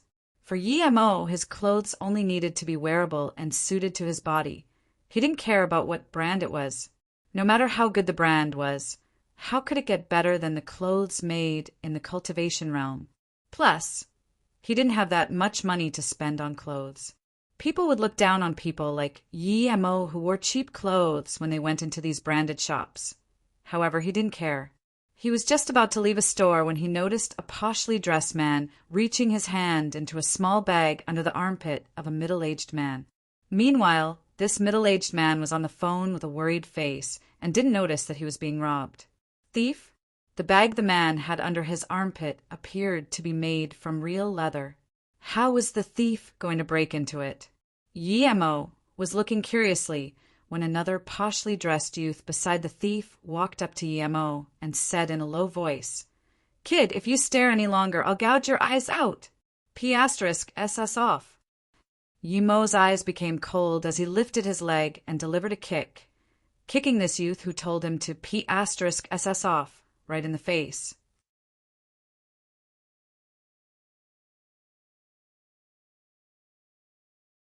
Chapter 46. Borderland Flowing Snake Town. Chapter 46. Borderland Flowing Snake Town. This youth, kicked by Yemo, flew backward and crashed onto a trash can. The way that he sat there would make people think he sat there himself, if not for his bleeding nose and mouth. Yemo's move immediately alerted everyone. Even that man who had just finished his call turned around. As soon as he turned around, he saw the thief behind him. However, when that thief saw that the middle-aged man noticed him, he didn't look worried at all. Instead, he packed away the sharp knife hidden between his fingers and turned, as two other men surrounded Yemo with him. Other than the youth kicked into the trash can, there were actually 4 of them. "Punk, you're asking to die. Go and disable him." Another youth with a knife yelled in rage as he charged towards Yemo. The other 2 didn't hesitate to charge at Yemo as well. Only the one sitting on the trash can with his face still bleeding was completely terrorized. Of course, he had understood what had happened to him. A kick on his face from a young man actually sent him flying over and sitting on the trash can. He didn't even dare to think about this. It was as though he was forced to stand up as he realized that if Yemo had kicked him in the chest instead and made him fly, he would probably not be as terrified as he was right now. He recognized that this youth wasn't someone they could mess with and wanted to tell his mates to stop, but they had already charged up. The middle-aged man also seemed to understand that this young man probably saw the thieves trying to steal his wallet and was targeted by the thief's partners in crime instead. Although he wanted to help, he didn't know any martial arts, and just when he was about to call the police, a scene that he could not believe happened once again before his eyes. That young man kicked again and sent flying the man with the knife, who didn't even understand how his knife was pierced into his own leg. This wasn't all. The place where the man flew was right on the head of the man sitting in the trash can. Then the youth jumped up and did a roundhouse kick, which sent the other 2 youth, including the one that tried to steal his wallet, flying. 2 cracks resounded. It wasn't immediately known what broke until 2 of the thieves yelled out in pain and crumpled on top of the trash can. The 4 formed a human pile which made the trash can crumbling onto the ground, making a loud banging sound. The middle-aged man gasped a breath of cold air. If he hadn't seen Yemo's movements with his own eyes and saw it on video instead, He would have thought this was synthesized by computer. This was almost like shooting a movie. Scum. Yi Emo left, and finally, the people watching finally came back to themselves. They looked at the 4 thieves laying on the ground and started clapping. These thieves were barely able to move, but they seemed to know that things would get troublesome if the police came, so they struggled to sit up. They didn't care about the blood on them as they held each other and walked out. "Friend, please wait up. Thank you for what happened just then." The middle-aged man chased Yi Emo and called out to him in gratitude. Yi Emo waved his hand and said, "It's nothing. I didn't help you just for your sake. Those scum picked a fight with me." After finishing his sentence, he was about to leave once again. "My name is Zhuo Aigua, and I would like to invite you to a dinner to compensate you. Are you willing to come, friend?" Seeing that Yi Emo was so powerful, Zhuo Aigua immediately had some thoughts. Not interested. Yi Emo was only staying in Xianshan City for one night. This man invited him to dinner for a reason. But what thing was more important than him going to Guilin and cultivate? Seeing that Yi Emo was going to leave, Zhuo Aigua was getting anxious. He hurriedly went up to him and said, "It's like this. I just need you to accompany me to Guilin. And furthermore, you can name any price you want." In Zhuo Aigua's opinion, Yi Emo didn't dress like a wealthy person, so money should be a good motivator to him. However, he didn't know that if Yi Emo didn't want to go to Guilin himself, he wouldn't be able to motivate him even with 1 million, since Yi Emo still had 50,000 on him. Guilin. Yi Emo stopped his steps. The place he wanted to go happened to be Guilin. If it was along the way and he had money to earn, he wouldn't mind. However, if it were something dangerous like what he did with Wendong, then he wouldn't want to do it. Although he wasn't scared, he didn't want to become a henchman every time he met someone. He had an identity now anyways. He wasn't scared that he couldn't buy a plane ticket. "Fine, let's go talk."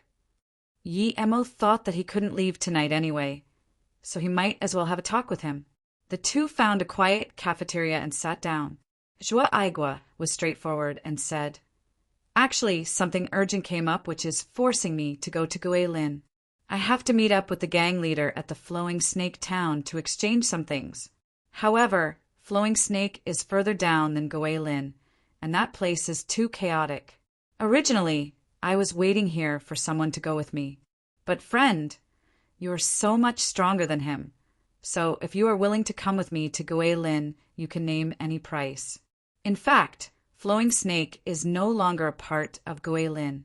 I need to take a few hours car ride to reach Flowing Snake after I get off the plane at Guilin Airport. You know that there are no problems in flying straight from Xianshan to Guilin. However, Flowing Snake is close to the borders of a few countries and is the place where some ethnic minorities live. I said that the public security is chaotic there, but in fact there is no public security at all." After Zhuo Aigua had finished, he looked at Yi Emo, filled with hope. There was one sentence that he omitted, which was that Flowing Snake was the place where the fugitives and mercenaries of different countries gathered at, and such things as killings and fighting occurred every day. Yi Emo frowned as he barely knew anything about Guilin. He heard that Guilin was a borderline city, so if the Song family discovered him, he could go on the other side of the border at any time. He really hadn't heard of the place closer to the border that Zhuo Aigua talked about. As for whether or not it was chaotic, he didn't care at all. After thinking for a while, Yi Emo said, "In fact, I was also planning to go to Guilin, as I want to find an opportunity to develop in that place. However, it will be my first time going there. I heard you saying that Flowing Snake is closer to the border, so I think I will have a greater chance of development going in this town instead. As for the payment, I don't need it. If you have some familiar places at Flowing Snake, then keep one in mind for me." After hearing Yi Emo, Zhuo Aigua hurriedly shook his hand. "Don't ever go to Flowing Snake to develop. If you want to do business, you should stay at Guilin. I have some contacts in Guilin, and I also have a house there that I don't need and could simply give to you. In my case, the only reason for me to go to Flowing Snake is that I don't have any other choice. If I had, I would definitely not go there. Yi Mo smiled faintly and said, Where there are dangers, there are opportunities. I will go to Flowing Snake. Seeing that Yi Mo had made up his mind, Zhuo Aigua didn't try to persuade him anymore. After all, Yi Mo was a master. Finally, he said, No problem, I should be able to find a place in Flowing Snake. Zhuo Aigua understood Yi Mo's meaning. He had heard of this place before. Although it was a wicked city, it was easy to do things as long as you paved your way with money first. Yi Mo nodded and said, The business I do is a bit illegal. The further away it is, the better. Zhuo Aigua opened his mouth, but eventually didn't say anything. From his many years of experience in the business industry, Yi Mo didn't seem like those cunning and sly people. However, the way he talked sounded like he wanted to join gangs.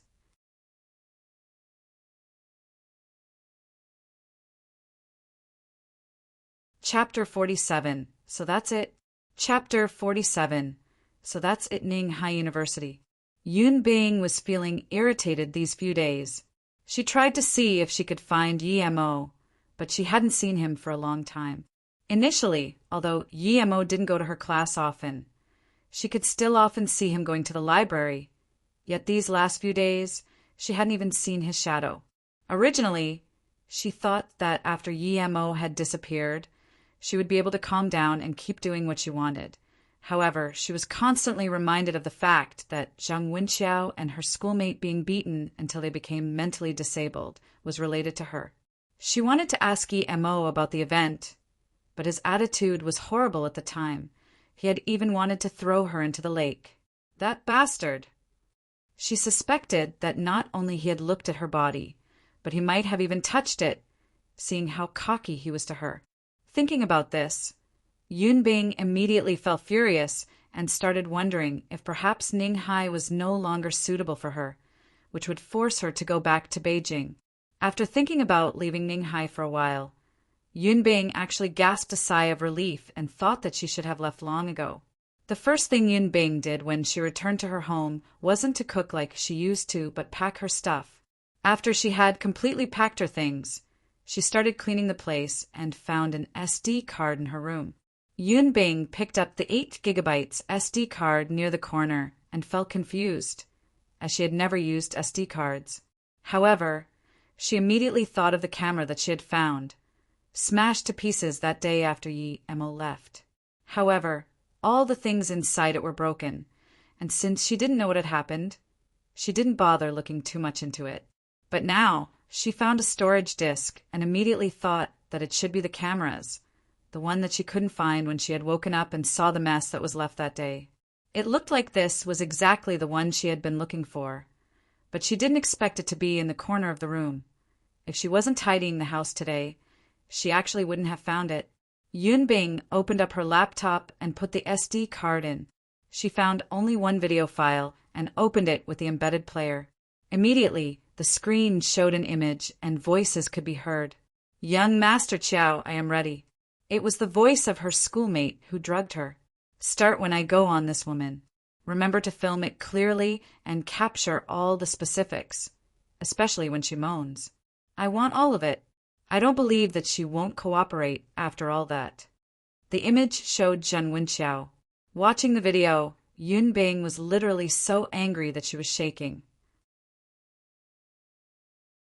What made her more embarrassed and outraged at the same time was that she was the one to pull apart her own clothes, and she immediately understood what happened. It should have been from the drink she had drunk that day, which had an aphrodisiac in it.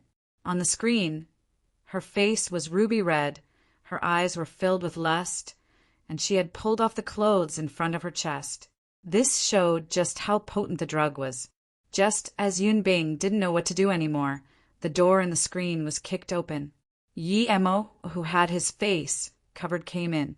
When Yun Bing saw to this part, she was finally relieved and had already a subtle understanding of what had happened. Friend, what do you want to do? If you just want money, we don't need to cross paths, and we can let you play after we finish enjoying ourselves. This is a high-quality woman. Zhang Wenxiao was wary of Yi Mo as he was talking. At the same time, he was putting back on the clothes he was about to take off. Human scum! Yemo just spoke 2 words and kicked Jin Wenqiao. The following scene was very blurry. Then she saw her schoolmate fight with Yemo. It seemed to be very brief, and the video just stopped there. Afterward was an entirely black screen. Although the content of the video was limited, from what she had gathered so far, Yun Bing had already guessed a few things. It should be that Yi Mo saw these people abduct her and followed them. Then he beat them up in her home. Yi Mo had broken the door to save her. But as for how he eventually had dealt with the effects of the drug, Yun Bing wasn't completely certain. However, she knew that Yi Mo didn't do anything more physical to harass her. No wonder the second morning, those two became mentally disabled and were thrown on the square. It was Yi Mo who did it. Yun Bing suddenly stood up as she realized that she had wronged Yi Mo, who saved her life. If it weren't for Yi Mo, what would the results have been? Yun Bing didn't dare to imagine. Perhaps there was no other way out than suicide. This Zheng Wenqiao was so evil. However, she had no idea when she got on his bad side. Yun Bing thought again and realized now wasn't the time to care about other people's things. She should be trying to contact Yi Mo. He saved her, yet she repaid his benevolence with malfeasance. Yun Bing suddenly felt embarrassed. However, she was a very grateful person. Since she was wrong, she knew that she should immediately find Yi Mo and apologize, then thank him for saving her life. Why didn't Yi Mo tell me the truth? However, Yun Bing understood very quickly. That day when Yi Mo was just wiping his face, she had woken up for barely a moment and fainted again, and perhaps Yi Mo didn't even realize it. Or maybe, since this thing involved the vice mayor's son, he might have been scared that she might be burdened mentally or reveal something and end up being the one to suffer. Besides, with her impression of Yi Mo, would she believe him even if he had said it? Thank you, Yi Mo. She suddenly felt that he didn't seem so annoying. When a person's mentality changed, the person's views of someone else might change too. When she was tidying the room, she still felt that Yi Mo was the most detestable person, yet now she felt he was quite handsome. No, I must apologize in front of his face, she thought. He had saved her life, and some things couldn't be resolved even with death. Even if she killed herself for this, it would only ruin her reputation. Should I find Yi Mo? But I hadn't seen him for a long time. I know I will go to class tomorrow and ask if someone knows where Yi Mo is. In today's English class, what made all the students in the class drop their glasses was that the usual cold, merciless Bing actually asked about Yi Mo whereabouts.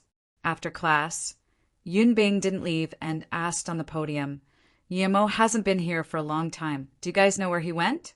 Is there anyone among you that can contact him? Silence, a long silence. When at last even Yun Bing didn't know what to do, finally a student answered. Yi Mo is the closest with Shirxiu. However, Shirxiu hasn't come for a long time either. There is also Su Mei who knows Yi Mo. I saw them talk last time at the library. After Yun Bing had left, the classroom erupted again. Yi Mo not only knew an incredibly breathtaking woman who even came for him multiple times. Now, even merciless Bing had asked about him. This Yi Mo really was almighty. Su Mei was a celebrity in Ninghai University, and at the same time she was also a student of Yun Bing, so of course she knew her. When Su Mei heard Yun Bing asking her about Yi Mo, she was stunned at first, but soon returned to her composure as she said, Mrs. Yin, Yi Mo is a wicked man down to the root. You don't need to be angry at him. Even my cousin almost fell for his trap. This person really knows how to disguise himself. Yun Bing was astonished for a moment and thought, why would I be angry with Yi Mo when I'm trying so hard to show my gratitude? However, she didn't rebuke Su Mei. After all, that was her point of view and she had her own. Wasn't she also a hater of Yi Mo before? Su Mei, actually I have something urgent for Yi Mo, Yun Bing said helplessly. Something urgent? It seemed that Mrs. Yin really had something urgent. As she thought of her words, Su Mei was immediately reminded of that day when Yun Bing wanted to slap Yi Mo in anger. She subconsciously looked at Yun Bing's stomach and thought, wasn't Yi Mo impotent? Did he also create a problem there? Of course. Yun Bing didn't know Su Mei's dirty mind and asked worriedly again, do you know where he is? Su Mei returned to herself and shook her head. I don't know, but my cousin Su Jingwen might know. Why don't you ask her?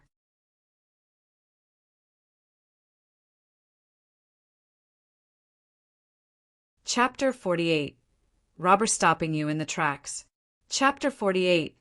Robber stopping you in the tracks, Su Jingwen felt the bracelet on her wrist, and suddenly she regretted giving 3 beads to Ning Qingxue. She felt that she shouldn't have listened to Su Mei's words and changed her opinion of Yi Mo. Even if that day she saw that teacher saying awful things about Yi Mo with her own eyes, it didn't necessarily mean that it was Yi Mo's fault. Perhaps this teacher was wrong.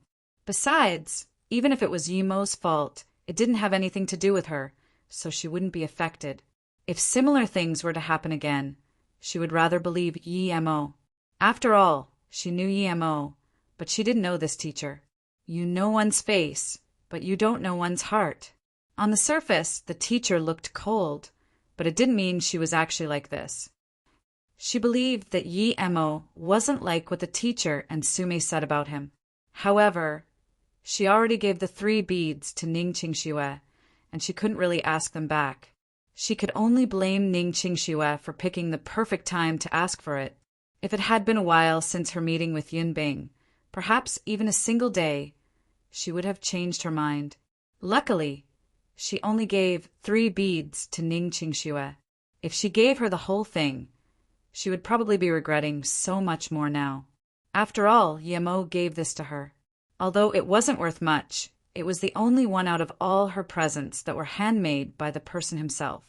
She wanted to visit Yi Mo, but didn't know where he was. Even Ning Qingxue didn't know.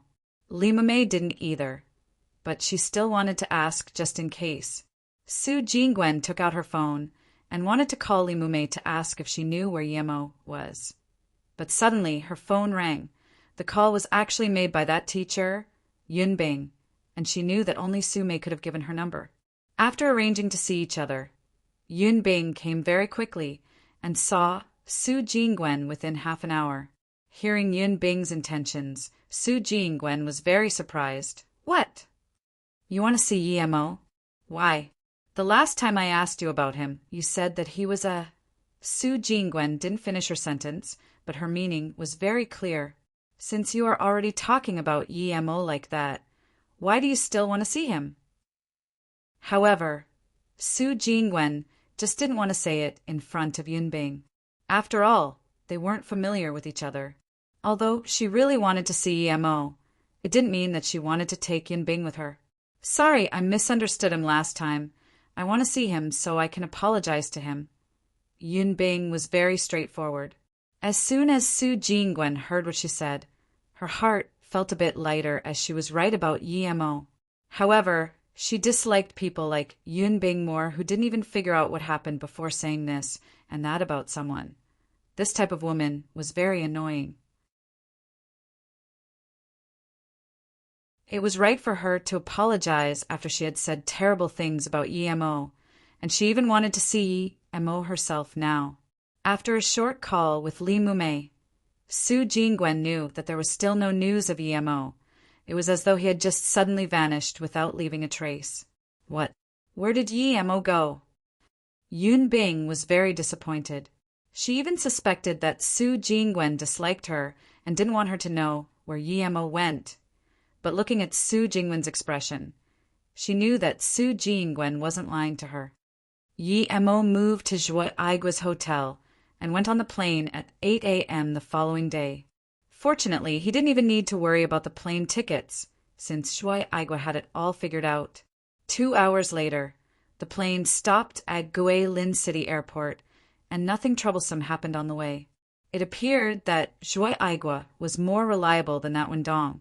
Wendong promised Yi Mo there would be nothing, But in the end, if Yemo wasn't in the second stage of chi gathering and was particularly careful, he might have lost his life there.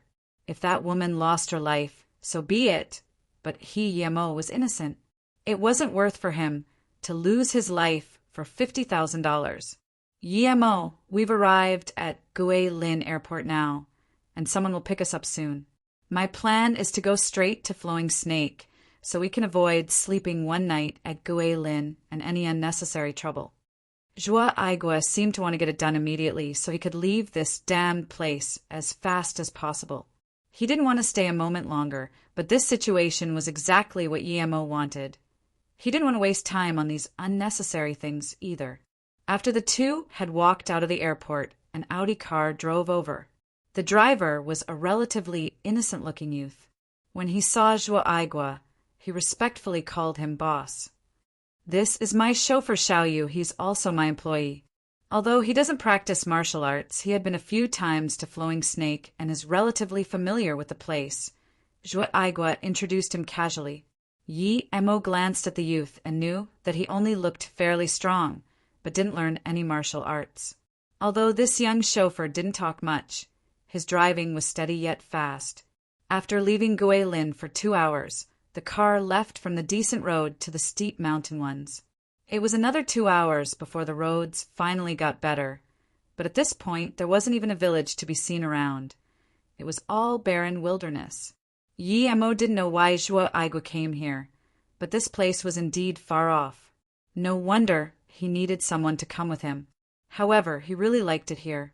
In some sense, he was running for his life, and this place was the best for him to cultivate and hide. A colossal organization like the Song family wasn't something that Yemo could mess with at this point. The car went on for another 10 minutes and entered a big valley.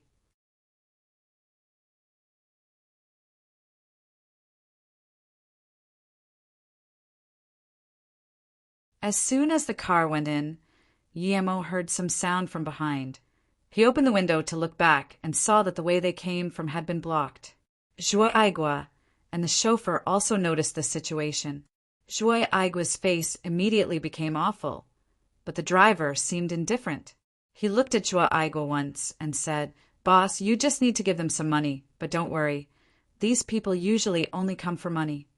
Joao Aigua nodded, and after the chauffeur had driven the car another 100 meters, they were stopped, and it appeared that it wasn't just their car, but also another Mercedes that was also stopped. "Get out! All of you get out!"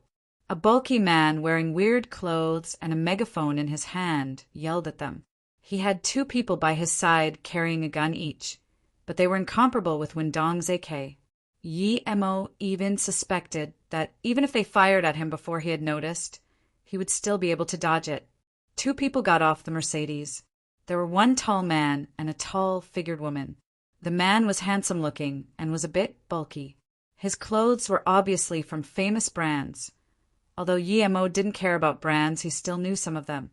Unexpectedly, the man was pale-faced, as if something like this happening to him was actually surprising. The woman turned her head and looked at Yemo's Audi, confused.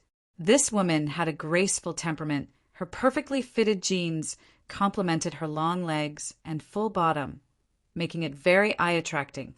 She had some faint makeup on her face, and half a silver necklace showing at her snow-white neck made her seem very sophisticated.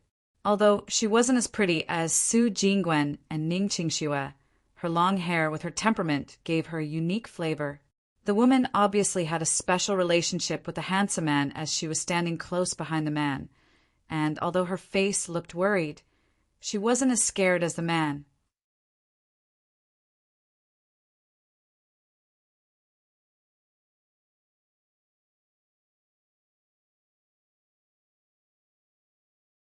Chapter 49.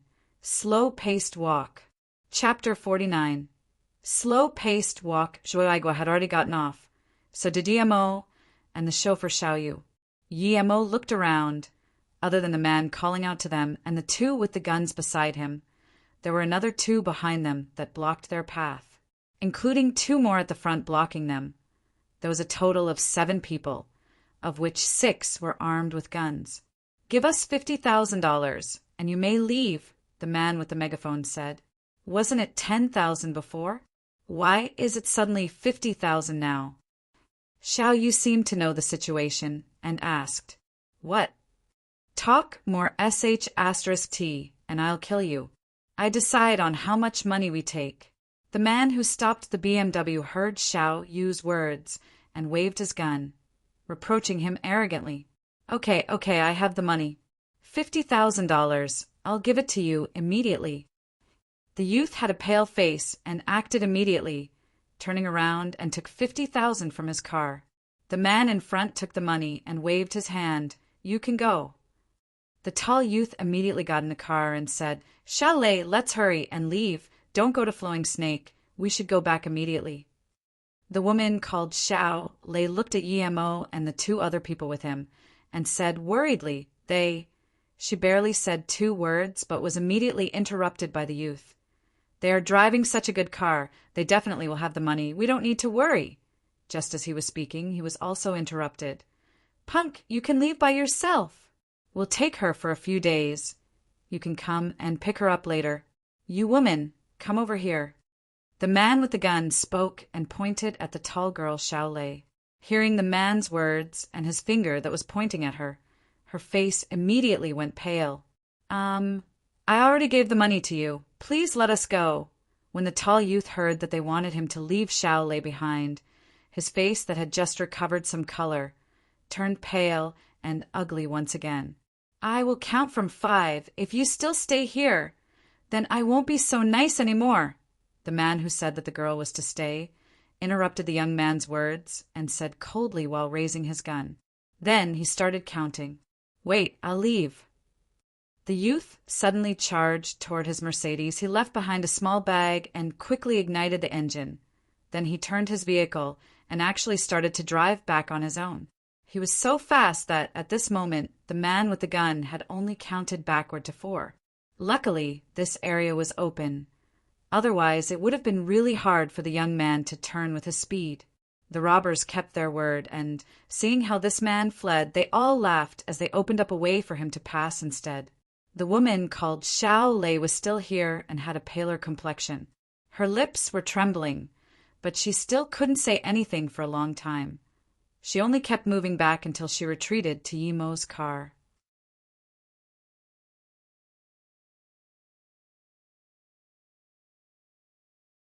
It's your turn. You need to be fast to take out the money, and don't waste our leisure time. The 7 men had already gathered around them. Xiao Lei, you are journalist Xiao. At this moment, Zhuai Aigua recognized who the girl was and suddenly exclaimed. Obviously, he knew this girl. Xiao Lei suddenly turned around and saw Zhuai Aigua. The person in front of her she was familiar, but she didn't recognize who he was. However, with someone knowing her, she seemed to have found a place where she could hide and quickly retreated behind Yimo. She felt her heart freezing, facing these bulky men who were staring at her like hungry tigers. You are. Xiao Lei looked worriedly at Zhuai Aigua. No matter what, Zhuai Aigua was countless times better than these thugs. I am Zhuai Aigua from Lan Yi Corporation. Before Zhuai Aigua even finished a sentence, he was interrupted by Xiao Lei in surprise. You are the CEO, Zhui of Lan Corp. Zhuo Yangqing's 3rd uncle. I really didn't think that I would see you here. Xiao Lei suddenly stopped as she remembered the situation she was in. Although Zhuai Aigua was someone familiar, even if Zhuai Aigua didn't leave her behind, he wouldn't be able to protect her from the thugs. Her heart sunk once again and no longer had the joy of seeing Zhuai Aigua in a foreign land. I didn't think you guys knew each other. Hurry the F***CK up and give me the money. Then P***SS off. Woman, come over here or I'll shoot all of you down. Don't blame me for not giving you a chance. King hell. The man who had his eyes locked on Xiao Lei woofed cockily. Zhuai Aigua managed to calm down in this situation. He knew Xiao Lei as she was a famous journalist in Beijing and went especially to those dangerous front lines to do interviews. Zhuai Aigua wouldn't be able to let a woman she knew be dragged away by thugs to be our *ped. Yimo, do you have any idea? Joa Aigua knew Yi Mo could fight, but facing 7 thugs with guns. This wasn't the same with the thieves back in the market. Who are these people? Yi Mo asked plainly, as if not seeing the gun pointed at him. They are all mercenaries and thugs from inland and other countries. These people often walk on the border of China, Vietnam, and a few other countries. They would kill as they wished, but they mainly robbed. Joa Aigua knew some about this. Otherwise, he wouldn't be asking for Yi Mo to help him. How many people do they have? Yi Mo asked another question again. It said that there were 13 of them and called themselves the 13 Turbos. However, I heard that they had a fight with another gang and 6 of them died. Now, there are just these 7 remaining. Usually, they only want money, but if you didn't cooperate, they would kill people immediately. They barely took the women, but there was rarely a woman of this caliber coming here. This time, it was the chauffeur who replied. He came here a few times and was more familiar than Joa Aigua.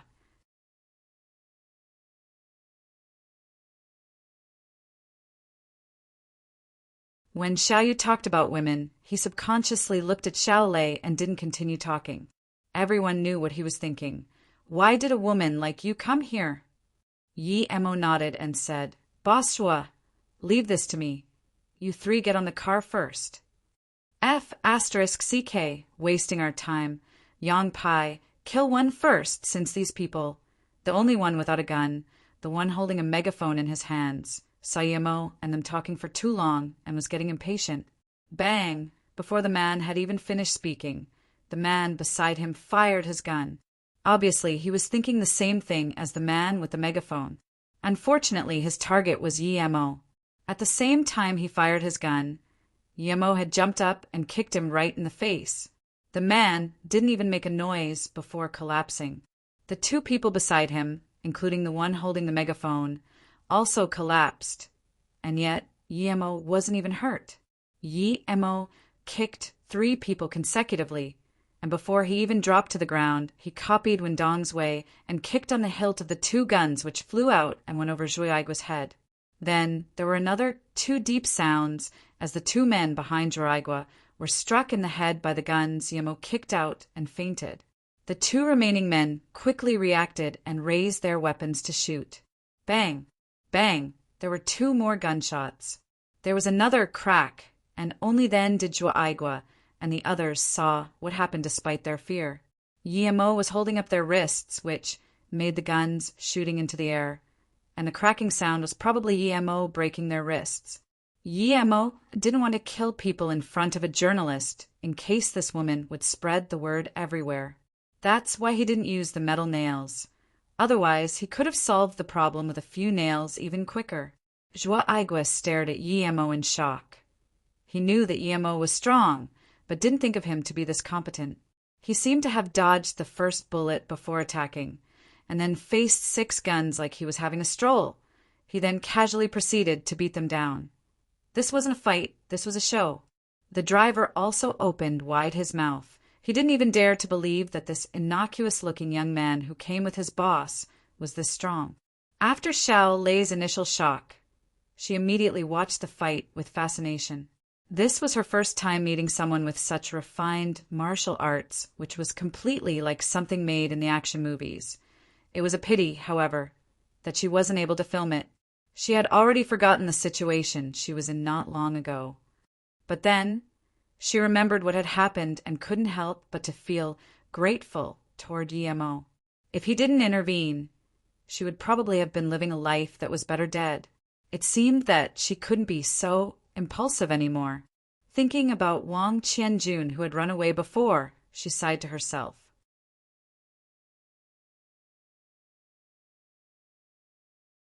One could only see a person's true character in times of crisis. Even Joa Aigua was countless times better than that handsome Wang Qianjun. Thud!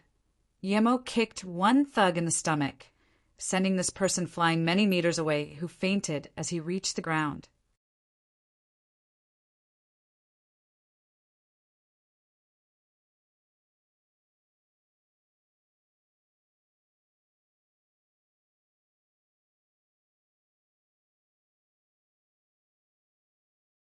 Chapter 50, Chaotic Flowing Snake.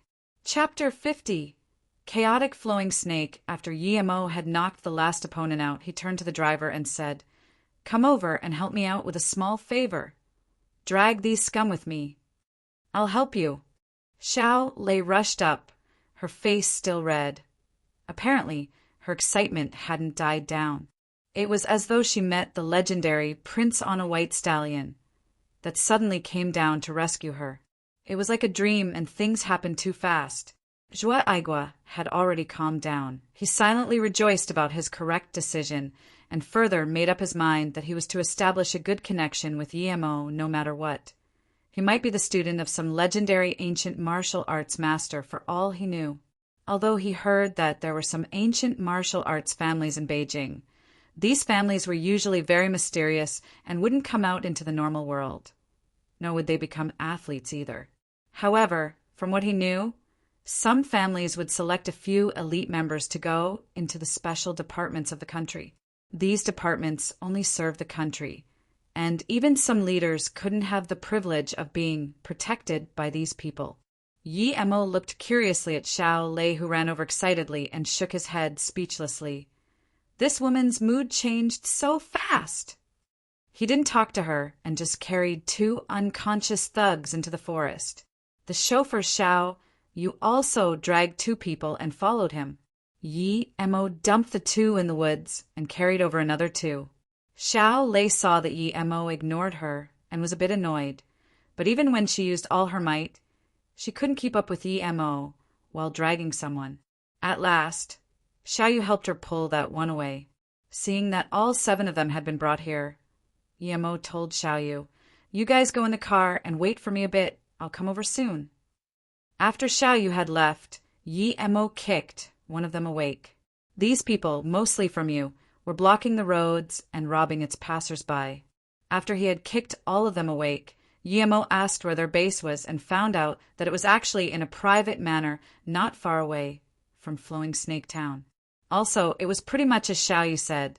There were indeed 13 people before, but now there was just 7 of them remaining.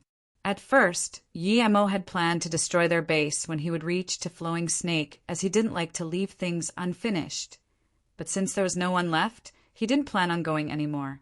Yi-Mo dumped all of their bodies into the mountain stream. He had only found some currency on these people, but Yi-Mo didn't take a single one. To him, this money was worth as much as money for the dead, perhaps even less. He didn't understand how these people would be so poor when they robbed all day. Maybe they just didn't carry the valuable things with them and left everything at their hideout.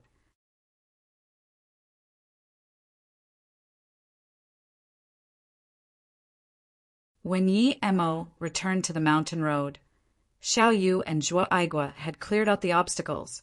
The 3 had already got into the car and were waiting for him. Unexpectedly, no one asked about where the thugs went after he got inside the car. "I can't take this money. You drove off the thugs, so you keep it." Xiao Lei gave the $50,000 Zhuo Aigua had offered her to Yi-Mo. Yi-Mo pushed it aside and said, "No need, you can keep the money. I'm hired by Boss Zhuo, and he's already paying for my salary. Besides, your friend ditched you, so take that as his compensation." "Humph, I don't know him." "That animal." Xiao Lei still wanted to say something, but Yi-Mo just told Xiaoyu to start driving. "Mr. Yi, we are really lucky to have you with us this time. If it weren't for you, we would have really been in trouble this time." Zhuo Aigua hurriedly expressed his gratitude to Yi-Mo. Zhuo Aigua was telling the truth. If he hadn't met Xiao Lei, he would have only lost tens of thousands of dollars. However, after meeting her, Zhuo Aigua's character wouldn't allow him to be a bystander as she was taken away, and if any conflict had occurred, the results would have been disastrous. Yi-Mo waved his hands and said, "Boss Zhuo, you are too polite. This was nothing. Besides, this is what we agreed upon at the beginning. Otherwise, what would be the point of hiring me?" Hearing Yi-Mo's words, Zhuo Aigua was in a good mood and said, "I'm a few years older. If you don't mind, Misty, just call me Brother Zhuo, and I'll just call you Brother Yi." "This sounds great." Yi-Mo nodded in approval. Zhuo Aigua was not a bad person, someone who was worth connecting to. When Xiao Lei asked for Yi Mo's name from Zhuo Aigua, she felt this name was a bit familiar, as though she heard it somewhere before, but just couldn't recall it for the moment. Journalist Xiao, although Flowing Snake is a borderline town, it is one of the most chaotic places in the region, and it's even the boundary between 3 countries. Why would you come here? Zhuo Aigua turned his head and asked. Xiao Lei's thought process was interrupted and could only respond helplessly. It's because I heard that the tourists who come to Guilin would disappear near the famous tourist spots, so I wanted to come here and interview a few people. After coming here, I found out that most people had gone missing after going to Flowing Snake, so now I wanted to go there to see for myself. If I didn't encounter you guys, I really don't know what would have happened. I'm really grateful. Yi Mo was laughing to himself. This female journalist was too naive. She was too used to living in big cities that she thought if she just took out her journalist license, those thugs would just surrender. He was literally speechless. Shui Aigua also had no idea what to say. He knew Xiao Lei. She was a famous journalist that just rose to fame over the past couple of years.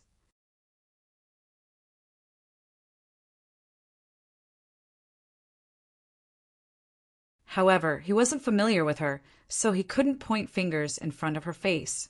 Xiao Lei saw these people's complexions and understood how they thought, but she couldn't really rebuke them as she realized how naive she was. When she first wanted to come to Guilin, Wang Qianjun wanted to go with her no matter what, so he accompanied her all the way to Guilin and even got a BMW in Guilin City to drive her to Flowing Snake. Wang Qianjun's handsome appearance did transmit people a good feeling, and she had a good feeling towards him as well. It was probably not long before she would have agreed to become his girlfriend. However, in a time of crisis, Xiao Lei understood that a handsome appearance was completely irrelevant to other things. Yi Mo didn't talk anymore. He only looked around and enjoyed the sight. There were wild forests everywhere and very little people, which was perfect for his cultivation. And even if the Song family chased him here, he would have a way to escape. Yi Mo didn't think he was an invincible being right now, and he knew that there were a lot of people stronger than him right now. Besides, even modern firearms weren't something he could defend against with his current powers. Zhuo Aigua and Xiao Lei, meanwhile, were engaged in a heated conversation. However, Xiao Lei glanced at Yi Mo from time to time. Yet, seeing that Yi Mo didn't have the urge to talk and seemed to be meditating, she dismissed the thought of talking to him. Half an hour later, the Audi drove into a town, of which half was heavily fortified and had the appearance of a fortress. This is Flowing Snake. We have to do a few things first, so we can only leave tomorrow. Journalist Xiao, how about you? Are you coming with us or moving on your own? After the car had gone into Flowing Snake, Zhui Aigua looked at Xiao Lei and asked. Before Xiao Lei could even answer, she saw 2 groups of people fighting in front of them. They were all holding weapons such as sticks, knives, and so on. In a short moment, a few people who were bleeding all over fell to the ground, moaning and screaming. However, after a long time, a group of individuals who looked like the police came over, and these people who were madly fighting just left while carrying the injured away. Surprisingly, the police didn't follow them and just went straight back to what they were doing. Xiao Lei's heart was beating rapidly as she looked on. She didn't think that things like this would occur in public, which gave her a shocking awakening from her previously naive thoughts. Flowing Snake is basically a place of anarchy, which was originally covered by the wilderness. However, after the 70s, due to the war, there were asylum seekers who gathered here. They came from the different countries around here and formed a fort-like town in the region.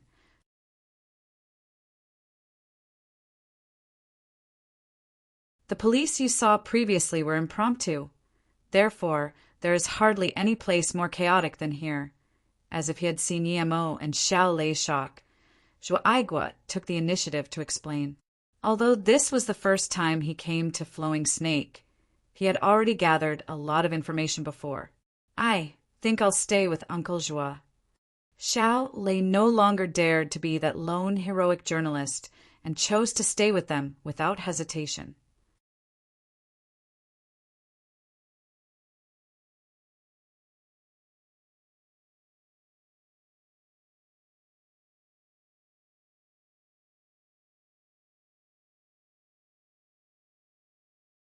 Chapter 51. Ning Hai Magical Doctor. Chapter 51. Ning Hai Magical Doctor. After going into Flowing Snake, the Audi stopped in front of a stone house that Yemo thought to be interesting due to its unique design. It had a half-circular shape looking similar to the tents in Mongolia, and although there were multiple windows, they were tightly fitted between the stones on the wall. Joie Aigua didn't let Xiao Yu and Xiao Lei go in with him, and just asked GMO to follow him. The space inside the room wasn't small. There were more than 20 people in it, and each and every one of them looked ferocious as they were surrounded by killer's qi. Even those who didn't understand qi or qi one could tell these people would kill if they had to. Other than the 2 armed men besides the long-haired man sitting at the top with a face full of ferocity, everyone else had either swords or custom-made knives. Seeing Joie Aigua and Yemo walk in, 2 ferocious-looking youth demanded to search Yemo and Joie Aigua before the long-haired leader even said anything. However, when these 2 approached Yemo grabbed one with each hand and threw them aside like harmless chickens. The 2 flew straight out the door like cannonballs in perfect formation. Seeing this, all the people in the room raised up the blades in their hands, waiting for the command of the long-haired man at the top. The man sitting in the top seat saw Yemo defend himself effortlessly, and shock flashed across his eyes. However, he immediately got over it and waved his hand, signaling his men not to be impulsive. After a brief moment, he simply said to the 2 people beside him, "You 2 leave first, Rock and Shadow stay behind." At this moment, there was only Joie Aigua and Yemo in the room, together with the long-haired man and 2 of his subordinates. That leader knew that this youth was obviously someone not to be messed with, and although he greatly overpowered Yemo in numbers, it didn't necessarily mean that they would be a match for him. Since a normal person couldn't just throw out 2 bulky men so casually, he might as well be more forgiving, and he wasn't planning on devouring Joie Aigua anyway. The long-haired man looked at Joie Aigua and saluted with his fist. "Boss Joie, it's a pleasure to see you.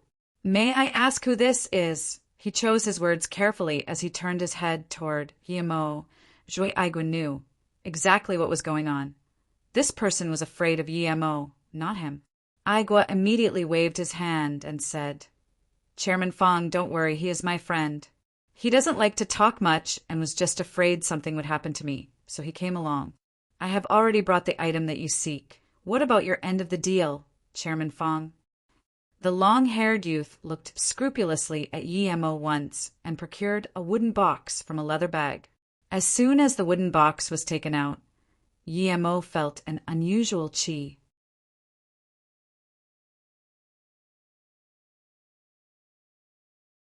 This definitely wasn't something normal, and actually had a sliver of pure spirit qi.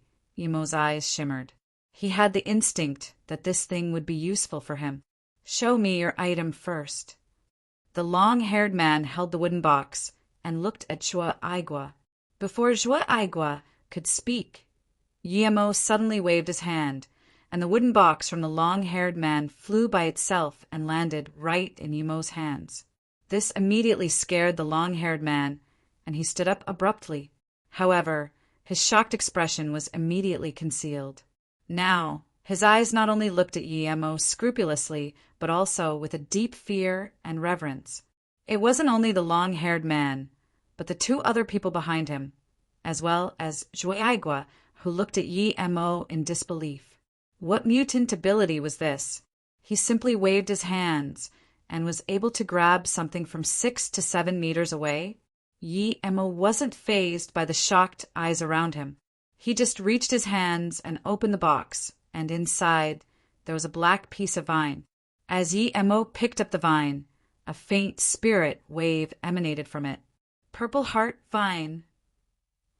Yemo immediately understood that this was a section of the root of a purple heart vine.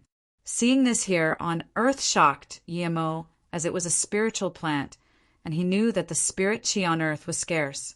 He was already surprised when he had found the silver heart grass, much less this section of the purple heart vine. Unfortunately, there was only this tiny amount, if only there were more.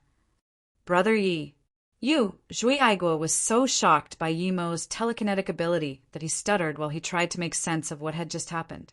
Before, Yimo was able to beat many enemies down swiftly just by himself, which meant, in Zhui Aigua's eyes, that he had great ability. However, this telekinetic power could no longer be called a great ability. This was too outrageous. Brother Zhui, this thing will be useful to me. I was wondering if you would be willing to compromise. If it had been billions of USD, Yimo would just ignore it. However, although this thing could be found easily where he came from, the probability to find it on Earth was minuscule. If it hadn't been for his good fortune, he wouldn't have been able to find it in his lifetime. Zhui Aigua didn't seem to have come back into reality from Yimo's actions moments before. Now he heard Yimo's words, which immediately woke him up. He said in a hurry, "Since Brother Yi likes it, then just take it. This dark purple root is indeed rarely seen. I only managed to find it in Flowing Snake, and only this small piece." Yi Mo heard Zhui Aigua calling the purple heart vine as a dark purple root, but didn't correct him. Perhaps that was what it was called here. After Zhui Aigua had said his piece, he took out an envelope and gave it to the long-haired man. "This is the check, take it." The long-haired man reacted and immediately walked in front of Yi Mo, saluting with his fists, and said, "I'm Fong Nan, right now. I'm a small leader of a small clan. I haven't asked for your honorable name yet, elder brother." He could already tell the Yi Mo wasn't an ordinary person and wanted to create a connection with him. Although Yi Mo was definitely younger than him, he still called Yi Mo elder brother. Yi Mo looked at this long-haired man. He wondered where he had obtained this plant and planned to ask him later. Besides, he had decided to live in Flowing Snake for a period of time, so it was necessary to have a good connection with the local snakes here. "I'm Yi Mo. I plan to live at Flowing Snake for a period of time," Yi Mo said. Great. If Brother Yi needs to deal with any trivial things, just come to me, Fong Nan. I'll give this dark purple root as a greeting present for Brother Yi. Brother Zhui, please take this check back." Fong Nan pushed the check back to Zhui Aigua. Zhui Aigua wasn't amused and pushed the check right back to Fong Nan. "We've already agreed to this. This is my present to Brother Yi. How can I not pay for it?" Seeing the two was getting into an argument, Yi Mo waved his and said, "Chairman Fong, just take the check. You have a lot of brothers with you, and you need it for expenditure. By the way, Brother Zhui, what need did you have for this dark purple root?" Zhui Aigua sighed and said, "For some unknown reason, when my son turned 8, he suddenly got sick, which left him mentally disabled. During the past couple of years, I don't know how many hospitals I have been to and how many specialists I have seen, but none of them had any clue as to how to treat him. It was until some old Chinese doctor told me to use a dark purple root to make a beverage to drink every day for 3 years, and it might cure the problem. I used countless ways until I finally found out that Chairman Fong had a piece here, so I rushed over here. Originally, my big uncle saw a magical doctor at Ninghai, but when I made my way over, that doctor had disappeared. I thought that if that magical doctor could cure my big uncle's disease, then he could definitely cure my son's disease. Sigh. Unfortunately, I wasn't lucky enough. Furthermore, this dark purple root may not necessarily cure my son's disease. That Chinese doctor just said maybe. Anyway, it doesn't matter if Brother Yi takes it. Ninghai. Yi Mo repeated to make sure he didn't hear wrongly. He thought that since he just came over from Ninghai, maybe Zhui Aigua was talking about the old man that he had saved last time. Yes, Ninghai. They met him at Likong Hospital. My big uncle had his disease for many years, and many specialists made the same conclusions. Yet that magical doctor still managed to save my big uncle. Unfortunately, it was a heavenly fortune to encounter him once.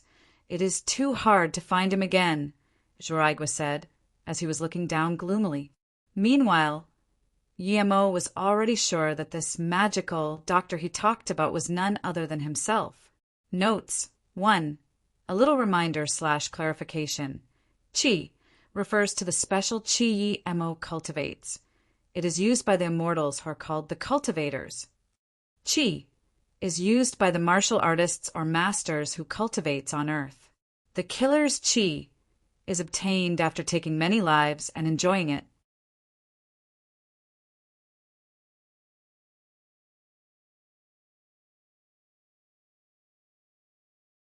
Chapter 52. Far-Off Living Place.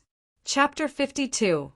Far-Off Living Place, Yi Mo said after a moment of silence. Brother Joie, if you trust me, leave me an address.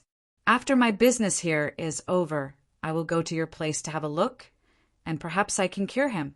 However, I need to tell you that the dark purple root cannot cure your son's disease. I don't know where that old Chinese doctor heard it from, but it is definitely **T. Ah, Zhuo Aigua yelped in surprise and grabbed Yi Mo's hands. Brother Yi, can you really help cure my son? Yi Mo nodded and said, It shouldn't be a big problem. Of course, I believe you, of course. The stuttering Zhuo Aigua took out an exquisite name card and gave it to Yi Mo.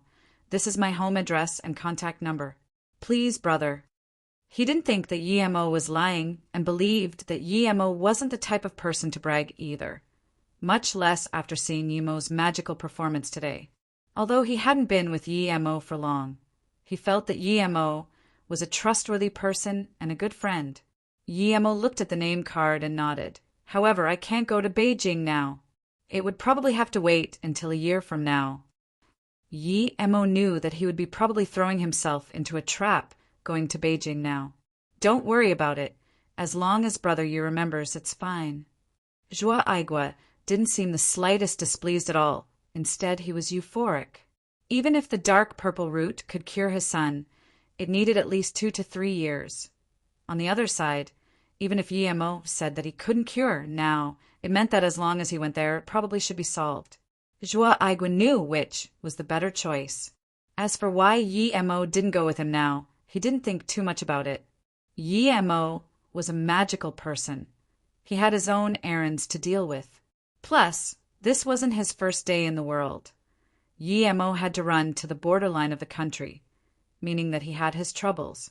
As a friend, one didn't need to ask about everything. Haha, Brother Yi, I'll immediately order people to set up a feast to welcome you too. Fong Nan's happiness wasn't about doing the business deal today, but being able to meet someone like Yi Mo was definitely something to celebrate, and most importantly, he would be staying for some time. Just when Xiao Lei was panicking after waiting for so long, Yi Mo and Zhuo Aigua came out, followed by a bulky, long-haired man. After the meal, Xiao Lei could tell that both the guests and the host were happy. Whether it was Zhuo Aigua or that ferocious-looking man, they were all very respectful towards Yi Mo, and this respect came from the bottom of their heart.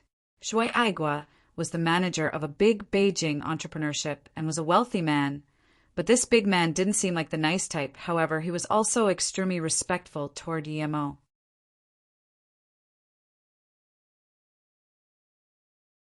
Although she had a lot of questions to ask, Xiao Lei knew that she wasn't familiar enough with Yi Mo. Thus, she asked Xiao Yu a load of questions, but Xiao Yu didn't know anything either. Their living places were organized by Fong Nan. However, Yi Mo went out after dinner. As for where, no one knew, except for Zhuo Aigua, who had a vague clue. Yi Mo went to the base of those 13 thugs, but to Yi Mo's disappointment, it was empty. He really didn't know how these people didn't have any savings after doing zero capital business for so long, which broke Yi Mo's wish of getting rich. Fong Nan came to Yi Mo and the others' living place early in the morning. Right now, Fong Nan's Pu Dao clan was one of the 3 great clans of Flowing Snake. The worst of the 3 great clans was the 13 Turbos. But now, the 13 Turbos were no more. Thus, Pu Dao clan became one of the 2 biggest clans in Flowing Snake. Because of Fong Nan taking good care of Zhuo Aigua and the others, they were very safe in Flowing Snake, and no one dared to harass them. The second day, Zhuo Aigua bid Yi Mo farewell as he was leaving Flowing Snake. I'll send a few brothers to help you get to the big roads. Seeing that Zhuo Aigua and the others were leaving, Fong Nen told them that he would send some of his men to help Zhuaigua going back safely. Yi Mo didn't stop him. The 13 turbos who blocked the road were already destroyed by him. So even without someone sending them, Zhuaigua and company would be in no danger. However, since Fong Nen took the initiative to send them, Yi Mo didn't say anything. Xiao Lei walked in front of Yi Mo and mumbled, Yi Mo, could you leave me your phone number? I would. I would like to be able to thank you for saving my life when you come to Beijing. Although she mumbled at the start, she became more confident at the end. After all, she was a journalist. Yi Mo smiled and said, Thanks, but it won't be necessary. In fact, I don't even have a phone, so I don't have a number to give you. You don't need to worry about such small things. Xiao Lei became dazed. From her perspective, Yi Mo wouldn't reject a beautiful lady like her who asked his number. No man would reject a pretty woman's invitation, and yet Yi Mo did. She didn't believe that Yi Mo didn't have a phone. In these days, who wouldn't have a phone? Seeing Xiao Lei's awkwardness, although Zhuaigua knew that Yi Mo really didn't have a phone, he didn't correct her misunderstanding and only said, Let's go. Otherwise, we won't make it to the plane to Xianshan today. Helpless, Xiao Lei could only endure the rejection and left with Zhuaigua. As for a place to cultivate, since there was Fong Nan's help, Yi Mo didn't need Zhuaigua's help anymore. The place Fong Nan arranged for Yi Mo was a pagoda nearly 10 kilometers away from Flowing Snake. Initially, this place sheltered a wandering monk who knew Fong Nan, and it was built with Fong Nan's support. However, 3 years before, this monk suddenly disappeared, leaving behind this pagoda. If Yi Mo didn't ask for such a rural place, Fong Nen would arrange a luxurious place for Yi Mo. That day, Fong Nen got a few clan members to clean up the pagoda, while Yi Mo just moved in. His main purpose was to grow the silver heart grass and research where the purple heart vine came from. According to Fong Nan, 7 years before, when he had been running for his life, he had found the body of a Tibetan Lama, one, in a valley near the border of Yu. On the body, he had discovered the wooden box and felt that this thing wasn't ordinary. So he had kept it, but only afterward did he realize that it was a dark purple root inside. In the end, Fong Nan had buried the body of the Lama nearby, since he got the precious plant. Yi Mo asked for a map from Fong Nan with the exact location of where he buried the Lama, as he wanted to see for himself. Since this Lama had a purple heart vine, he probably had something else with him as well, so there was no harm in checking it. The pagoda at which Yi Mo lived wasn't small. It was more than 50 square meters, but more importantly, Yi Mo opened up some land around the pagoda, which he prepared to grow the silver heart grass. Yi Mo didn't dare to plant all 39 seeds at once because he didn't know if this place was suitable for growing the grass. And if this place wasn't and he damaged all his seeds, he would be devastated. Although he wasn't sure if he were the only one to possess silver heartgrass seeds. Yi Mo knew that even if there were some elsewhere, he wouldn't necessarily be able to find them. He planted only 19 seeds and then took care of their surroundings by making some protections. Afterward, Yi Mo prepared to go into the forest. After all, the seeds needed a month to germinate, and he didn't make any progress in his cultivation right now, so he wanted to check the place where Fong Nan buried the Lama. After notifying Fong Nan, Yi Mo left Flowing Snake and headed to the place where Fong Nan was running for his life before. Right now, the most important thing for him was to improve his strength. Notes: 1. Lama is a title for a teacher of the Dharma in Tibetan Buddhism. The name is similar to the Sanskrit term guru.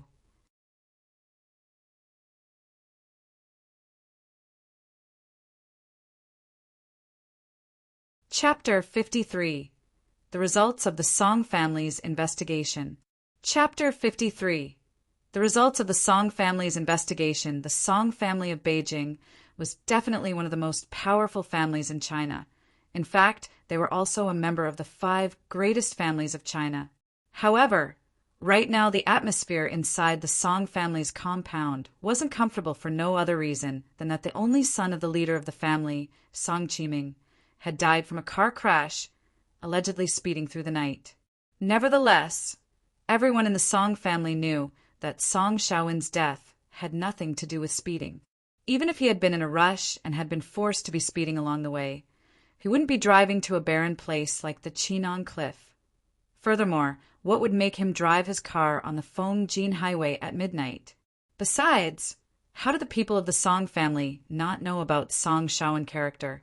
He was the typical person afraid of troubles. So if he had something that required him to go past Fengjin Highway, he would only go during the day and definitely not at 3 to 4 a.m. What are the results of the investigation? As the elder of the Song family wasn't here, Song Qiming's words represented the authority of the Song family. Although he was calm looking on the surface, the veins on his hands were about to burst out, showing his rage. His only son was assassinated like this. Who had the guts to touch a member of the Song family? A middle-aged man stood up and said, "Leader, we have the results. Shaowen went to Heifeng a week ago, but only stayed there for 1 day. Afterward, he left Heifeng and was probably headed to Ninghai with a Fa and Wang Chuan. However, there wasn't any video recording of Shaowen's car on the highway of Ningfeng, or rather, it could be said that all the traffic cameras were shut down during the time Shaowen entered and left Ninghai. I sent people to investigate at Ninghai, and Shaowen had indeed asked people to shut down the cameras there. The only reason Shaowen would go to Ninghai would be for that Ning Qingxue. However, Ning Qingxue didn't leave Ninghai and went to Yu State 2 days later. Yet, at the same time, Yimo, the one who married Ning Qingxue, disappeared the same night without a trace. Afterward, I completely examined the remnants of the car, but Yimo's body wasn't there, so either he had left the car midway, or he was never inside to begin with. According to the cameras at the Chinon Cliff Highway, Shaowen's BMW was driving properly, but suddenly charged off the road and fell onto the cliff. Could someone have drugged the driver? A 50-or-so-year-old man on the side asked, but the middle-aged man shook his head and said it can't be. According to the roadside cameras, Shaowen's car had been driving normally everywhere else, except for the part in Ninghai where the cameras were turned off. No anomaly occurred until this happened suddenly at the Chinon Cliff.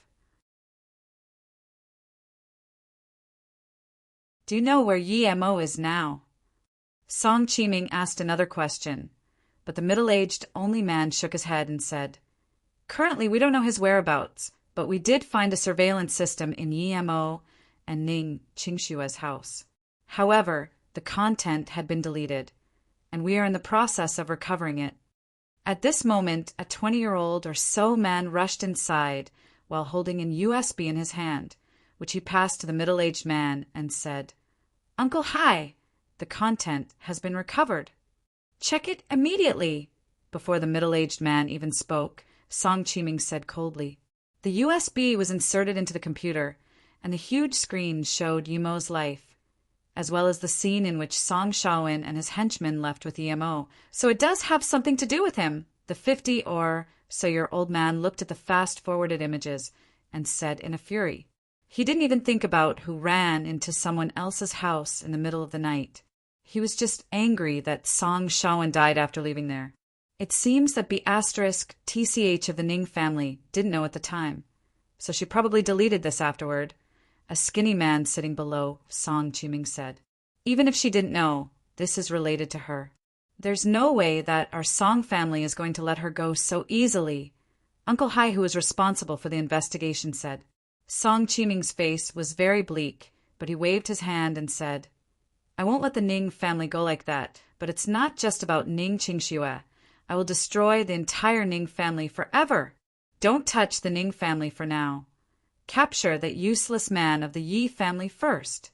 It would be best to take him back to Beijing secretly. I will let him know that it isn't so easy to kill a member of the Song family." He caught his breath before speaking again. "Song Hai, you will be responsible for investigating where Yimo went and try to bring him back to Beijing in the shortest time possible. If that can't be done, then bring his head back as a sacrifice in front of Shaowen. Also, you need to investigate how Yimo made Shaowen drive off the cliff." "Yes, leader." Song Hai replied straightforwardly. That 50 or so year old man frowned and said, "This Yemo is rather strange. He married the girl from Ning family. But why does he always sit under the tree? Is he able to cultivate qi? I heard a lot of ancient martial arts families like to sit and cultivate qi. If he really does have an ancient martial arts master, then this might be troublesome. Uncle Shen, I don't think this is possible. Yi Mo is a disabled man. Even the Yi family didn't want him. Would a legendary ancient martial arts cultivators see any potential in him?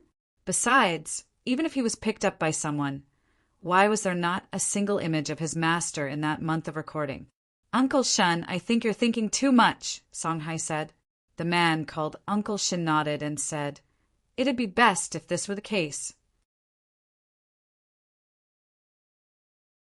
If he really did have an ancient martial art cultivator supporting him, then even if we're one of the 5 greatest families, it would probably be very unlikely for us to take revenge."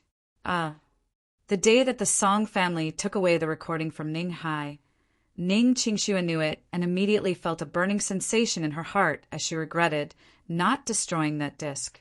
She didn't think that the Song family would really come here to investigate, and it was implausible to believe that the Song family would not be able to recover the details. The only way was to contact Yi Mo immediately and notify him that the Song family knew about the truth. However, she didn't have or know any way to contact Yi Mo. After giving it plenty of thought, Ning Qingxue decided to tell her mom and said that she wanted to find Yi Mo, which surprised her mother immensely. She didn't think that so much had actually happened during her short trip, and even Song Shaowen's death was related to the Ning family. "Qingxue, right now it's not about finding Yi Mo, but about how we're going to deal with Song family's revenge. Clearly, with Song Qiming's character, there's no way he'd let this pass, especially you." Ning Qingxue's mother had a great insight to this. Ning Qingxue shook her head and said, "I owe Yi Mo for this, and now I have dragged you down as well. I'm really useless, and I'm too naive sometimes. I'm sorry, Mother." Her mother sighed and said, "Although our family has separated from the Ning family, the Song family can't deal with us that easily. Qingxue, don't worry. First tell me exactly what happened between you and Yi Mo."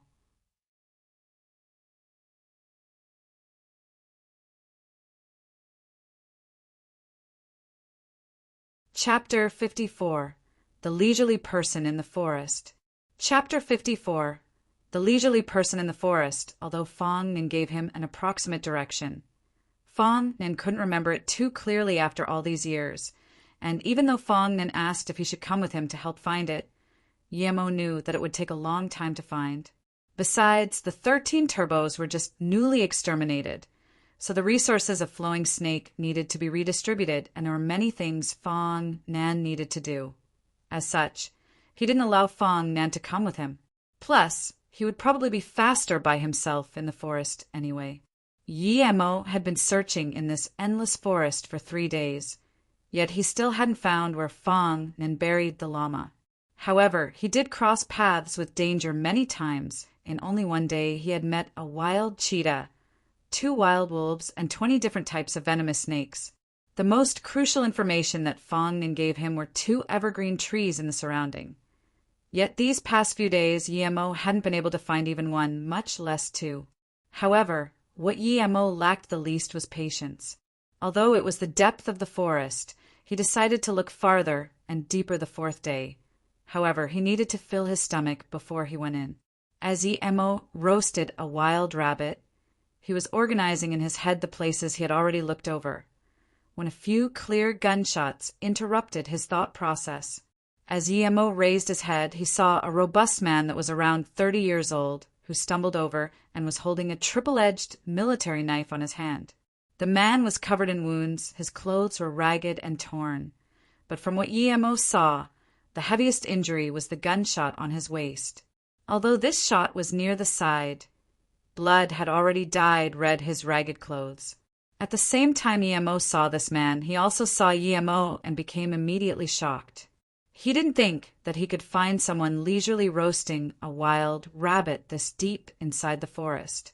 Even with him running for his life, his starved stomach, still couldn't resist but make a sound. Yi Emo looked at this fleeing man and immediately felt a familiar chi from him, which also had a feeling of a killer's chi to it as well. Similar to Wang Su, the one he had met at Su Jingwen's birthday party. They should be from the same group. Yi Emo immediately formed a conclusion in his head. However, he didn't know who would be chasing him like this. Just when Yi Emo was thinking about Wang Su, more hurried footsteps could be heard behind the man, and soon 3 men equipped with guns appeared in front of Yi Emo. The heavily injured man looked apologetically at Yi Emo, but didn't say anything. The 3 men stopped after seeing the injured man had stopped. They also looked at Yi Emo, who was roasting a rabbit by the fire, with surprise. After all, not anyone could roast rabbits in a wild forest like this.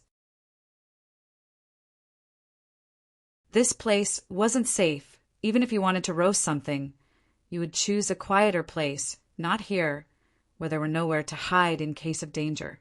None of the 5 people here said a word, and the atmosphere suddenly became awkward. Only the sound and the smell of Yi Emo roasting his rabbit were still lingering in the air. The 3 looked at each other and nodded. Then the slightly darker man said, "Friend, there's no business for you here. How about you move aside? We just want to capture the man who escaped here." The accent was a bit weird. Yi Emo stared weirdly at the man who talked and was just about to say, "This place isn't your home. Why should I move?" But the other man suddenly raised his gun and threatened to shoot Yi Emo. However, before his fingers even pulled the trigger, a few hardly discernible sounds fluttered through the air, interrupting his movement. Suddenly appeared on all 3 of them a red in the middle of their forehead, and then blood gushed out from it. The 3 of them looked at Yi Emo with their eyes wide open in disbelief as they collapsed on the ground. They didn't realize how anything could happen this fast, as this was, at most, a single breath of time. Yi Emo didn't like to kill people, but he was merciless to those who would threaten his life. The nails in his hands were only here to prevent someone pointing a gun at him ever again. The heavily injured man stared, his eyes wide open, unable to believe what had just taken place. The 3 who hunted him for so long were so easily killed by a man leisurely roasting a rabbit. It wasn't surprising that he dared to roast rabbits here. He was an unbelievable being. "The rabbit is ready. Do you want some?" Yi Emo looked at the man who didn't speak for a long time and smiled plainly. He had a good impression of Wang Su, and since this man most likely was connected to Wang Su, it didn't matter if he invited him to some food. "Okay, thank you. I'm Guichi. Thanks for saving my life just then." Guichi saluted with his fist as his face became calmer. Yi Emo waved his hand and smiled. "It's nothing. Fate brought this encounter. I'm Yi Emo." After slicing half of the rabbit, he took a few herbs from his backpack and crushed it before sprinkling it on top of it.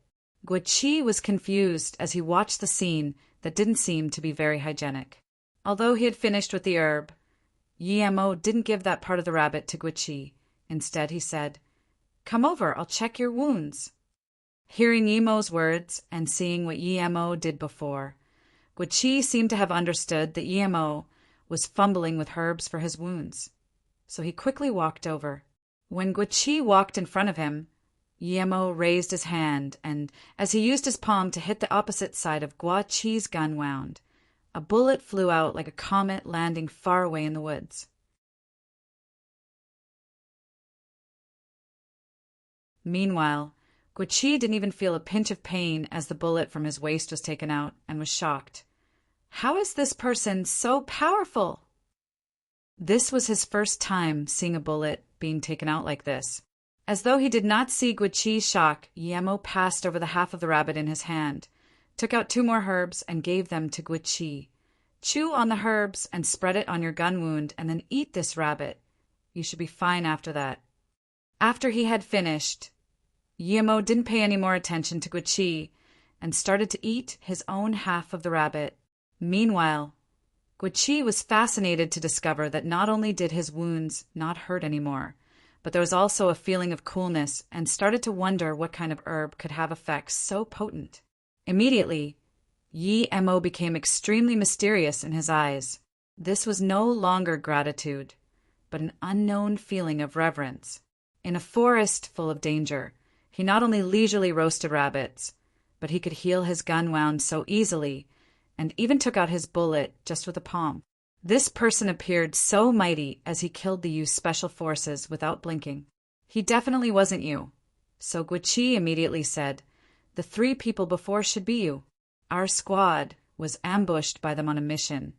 And apart from me, there are 2 team members who have died and another 3 survivors trapped in a cave.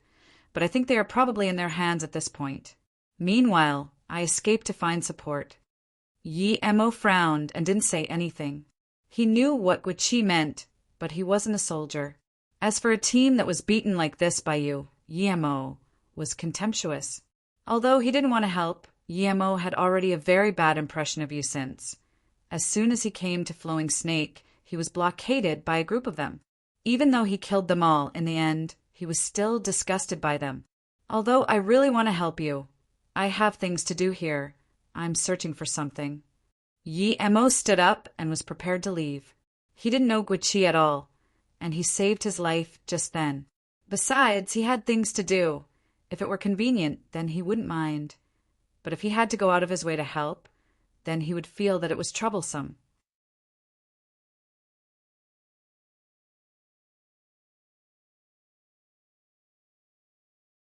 Chapter 55. Lend a Helping Hand. Chapter 55. Lend a helping hand. Elder Brother Yi, our instructor has told us that the one who reaches the first place among us, or the strongest, is the elder brother.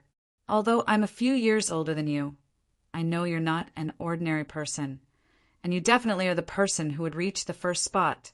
So following our instructor's words, I'll refer to you as elder brother. I don't understand the great ideologies of a man's responsibilities in the affairs of the world. But the Ute bastards have been burning, raiding, and killing at our borderlines.